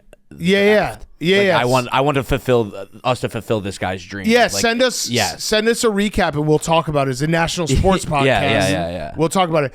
Also, judging from this blurb that the girl wrote in, nothing better than playing intramural, rec sports, whatever it is, and having like a true insane athlete on your team. Because that's really what it sounds like. He's just good because he's got a D1 football player on his team. But when you get in those situations, you're like, we have a true ringer and there's just no way we can lose. Best feeling in the world. Mm-hmm. I do love it's like a scramble golf when you have a scratch golfer. Yeah. Like when you took all the money from me at your club with that guy. Who's a PGA pro. Shout out to Kurt. That was shout out Kurt. I love what he's doing though. I love that he's creating like this entire thing, entire narrative, storylines about his team. You'd rather have a guy like that than a guy that just doesn't do anything. Yeah. Hello, Big Cat, PFT, Hanky Wanky, and Crybaby Max. Oh, that was mean. My husband... I forgot about that tweet. My husband dips and constantly leaves his spitters around the house. He tells me don't throw them away until they are full. I think this is absolutely gross, but he thinks it's better than making a new one every day, and then proceeds to say it's good for the environment. They get their full use. What do I even say back to that? Yeah, he's right. Although it is gross. Spitters are fucking gross. Disgusting habit. I remember when we first started working out of the New York office, and it was a time when there were no Lucy's, there were no nicotine pouches. Like everybody in that office dipped constantly, and like Mountain Dew bottles. No, I was talking about like caps on the Mountain Dews are different because they're green, so they're a little tinted. But people walking around with like Pepsi bottles and water bottles that were just filled to the brim with dip spit. Everybody all the time. That was gross looking back on it. It's because I mean I'm a Lucy guy, but back in the day. Having tip, you can't have a bottle after it gets like a quarter full. You got to throw it out because then you're spitting and it's splashing back. It's gross. If you like fill one up, that's just disgusting. Can we bring back the spittoon that they had in cartoons where you would like spit into it from across the room and make that nice satisfying ding? Yeah. Shout out this guy for looking out for the environment though. What a great spin zone. Everyone in this room has accidentally tasted dip spit, right? Oh, yeah. I mean, I only went to college for a year, but in my college days and when I lived in Boston, my roommates dipped and I didn't. And the number of times like waking up and drinking, being hungover and taking a sip of something and it being dip spit, like there's truly nothing worse with a hangover. Yeah, I lived in a baseball house, which drinking dip spit. Yeah, there was just dip everywhere. I'm a guy, but think this question is pertinent. Every time my wife comes home after running errands, going to the gym, etc., she asks me if I jacked off while she was gone. How can I get her to stop asking me besides saying yes and having a weird conversation every time? I also don't want to lie to her, but the answer is usually yes. I was going to say, he's definitely jerking off, so yeah. What? Yeah, I think this guy's confused because she just 100% has your number. Yeah. And you have a tell. There's something where she comes back and she knows maybe you don't do a good enough job cleaning up. That's why she's asking you all the time. If you stop jacking off, I bet you she'd stop asking. Maybe turn off the porn before she gets back. Yeah. That'd be funny if she just kept on walking into him blasting porn. Yeah, or she like goes on the computer and autocorrect just pops up. Also, just don't jerk off a couple times and say no and she'll probably stop asking. If you keep saying yes. Maybe you can get some. Yeah. Mm-hmm.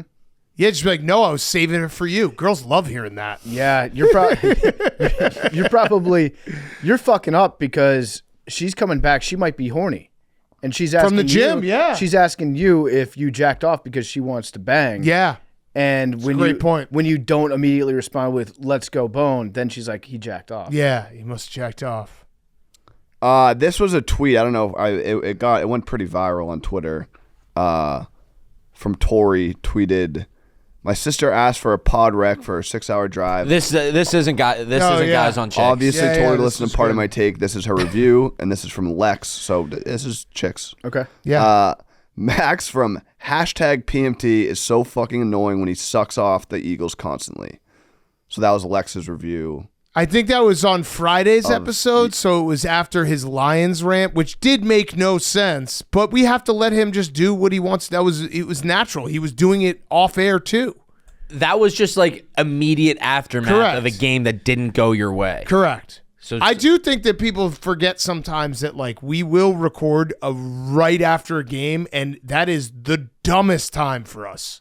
Like the dumbest time for our brains is immediately after a game and having zero time to process what we watched. Yeah, you know what? The best way to do it is to watch another game and then go ahead and talk about the game before the last game that you saw. But we can't. We're not able to process. Nor do we want to. No, and also I don't think the podcast would be as good if we. Do you want to sit there and listen to somebody that you agree with all the time? If we're just like, yeah, actually, looking over my notes, they should have gone. No, I just want to be like, hey, dumb coach, stupid interception.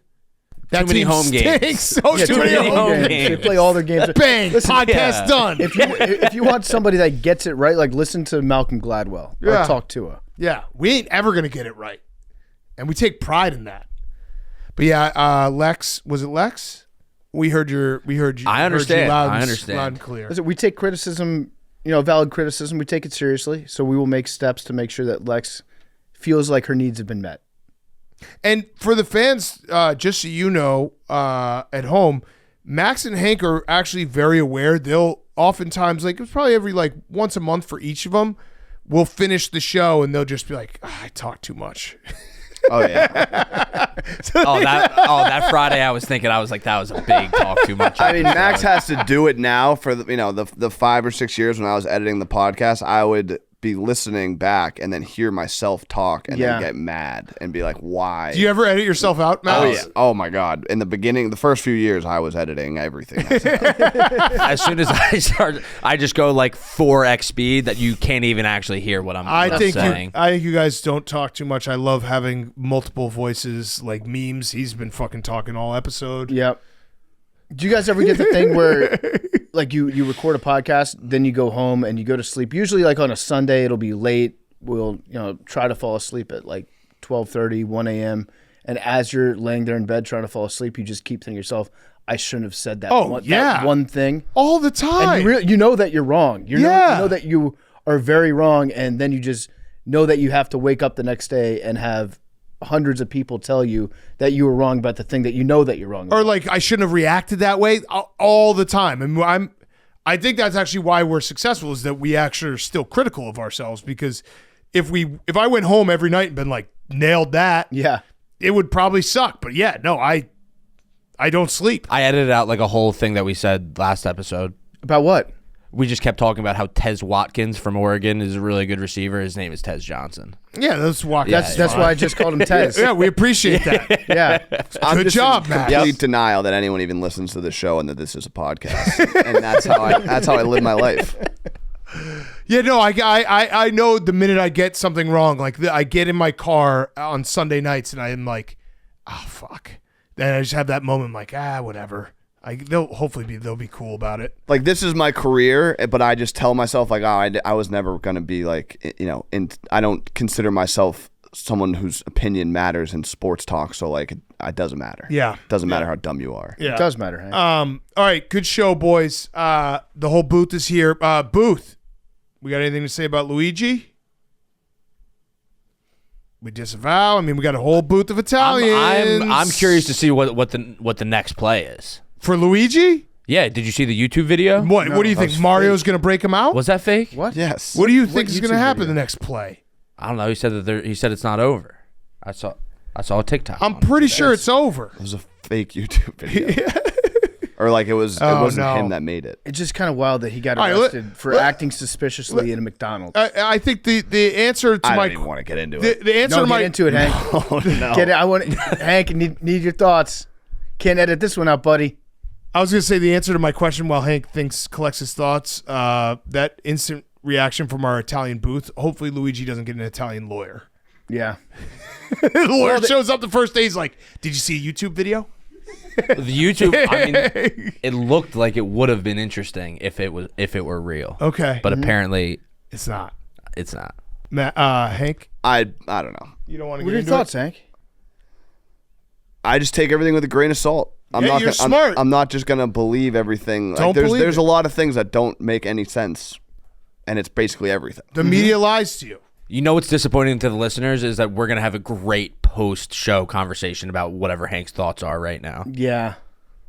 Yeah, but this is where I get actually in my head because it's like I'm not trying to spew conspiracy theories and then have everyone be like, well, actually, let's take some time. Because I'm not informed. But Think it through. My initial reaction is Friday, let's get a little presentation. I just who wonder, writes down their manifesto as a young kid? Ted Kaczynski. Yeah. Right. Old. Pretty famous. Connor Stallion. No, but I'm saying like he's a old. He's a youth. Okay. The youth aren't writing. Well, it's only and holding, 3 pages. So you're saying if it was a notes app, that it would be believable? I don't think if it's 3 pages, that's a manifesto. Hank, you put together like presentations for me, and I never in person. Okay. Never like physical copies. Here's what we'll do. And he's way younger than me. I wonder if he was a heartthrob after his picture went out there. Girls were like swooning all over him. I wonder if he got to actually like enjoy his like brief celebrity run. No, probably not. You don't think he boned and the girl recognized him and was like, can't. They only recognized him. They arrested him. Well, yeah, no, before that. He was on the run for like 4 days. Yeah, but no one knew who he was. Somebody knew who he was. But his full face, like his face, but like no one knew he was on the run. Yeah, but you don't think anybody else recognized him? It was like your eyebrows look like that guy. Maybe, yeah, that was the big takeaway. Is like guys like him, guys like me, guys like Nicky Smokes. We shouldn't be doing that with our eyebrows. Yeah, you just get caught. Jets Jaguars game preview on Friday will be Hank's conspiracy theory hour. I give you a full hour. Numbers: 11, 3, 8, 99, Pug, 17, 95, 21. What'd you say, Jack? Jack said 19. 19, right, Jack? 19 for Jack. 93. Did someone say 93? No one said 93. I thought Pug did too. He said 99, Pug. 94's coming soon. Love you guys.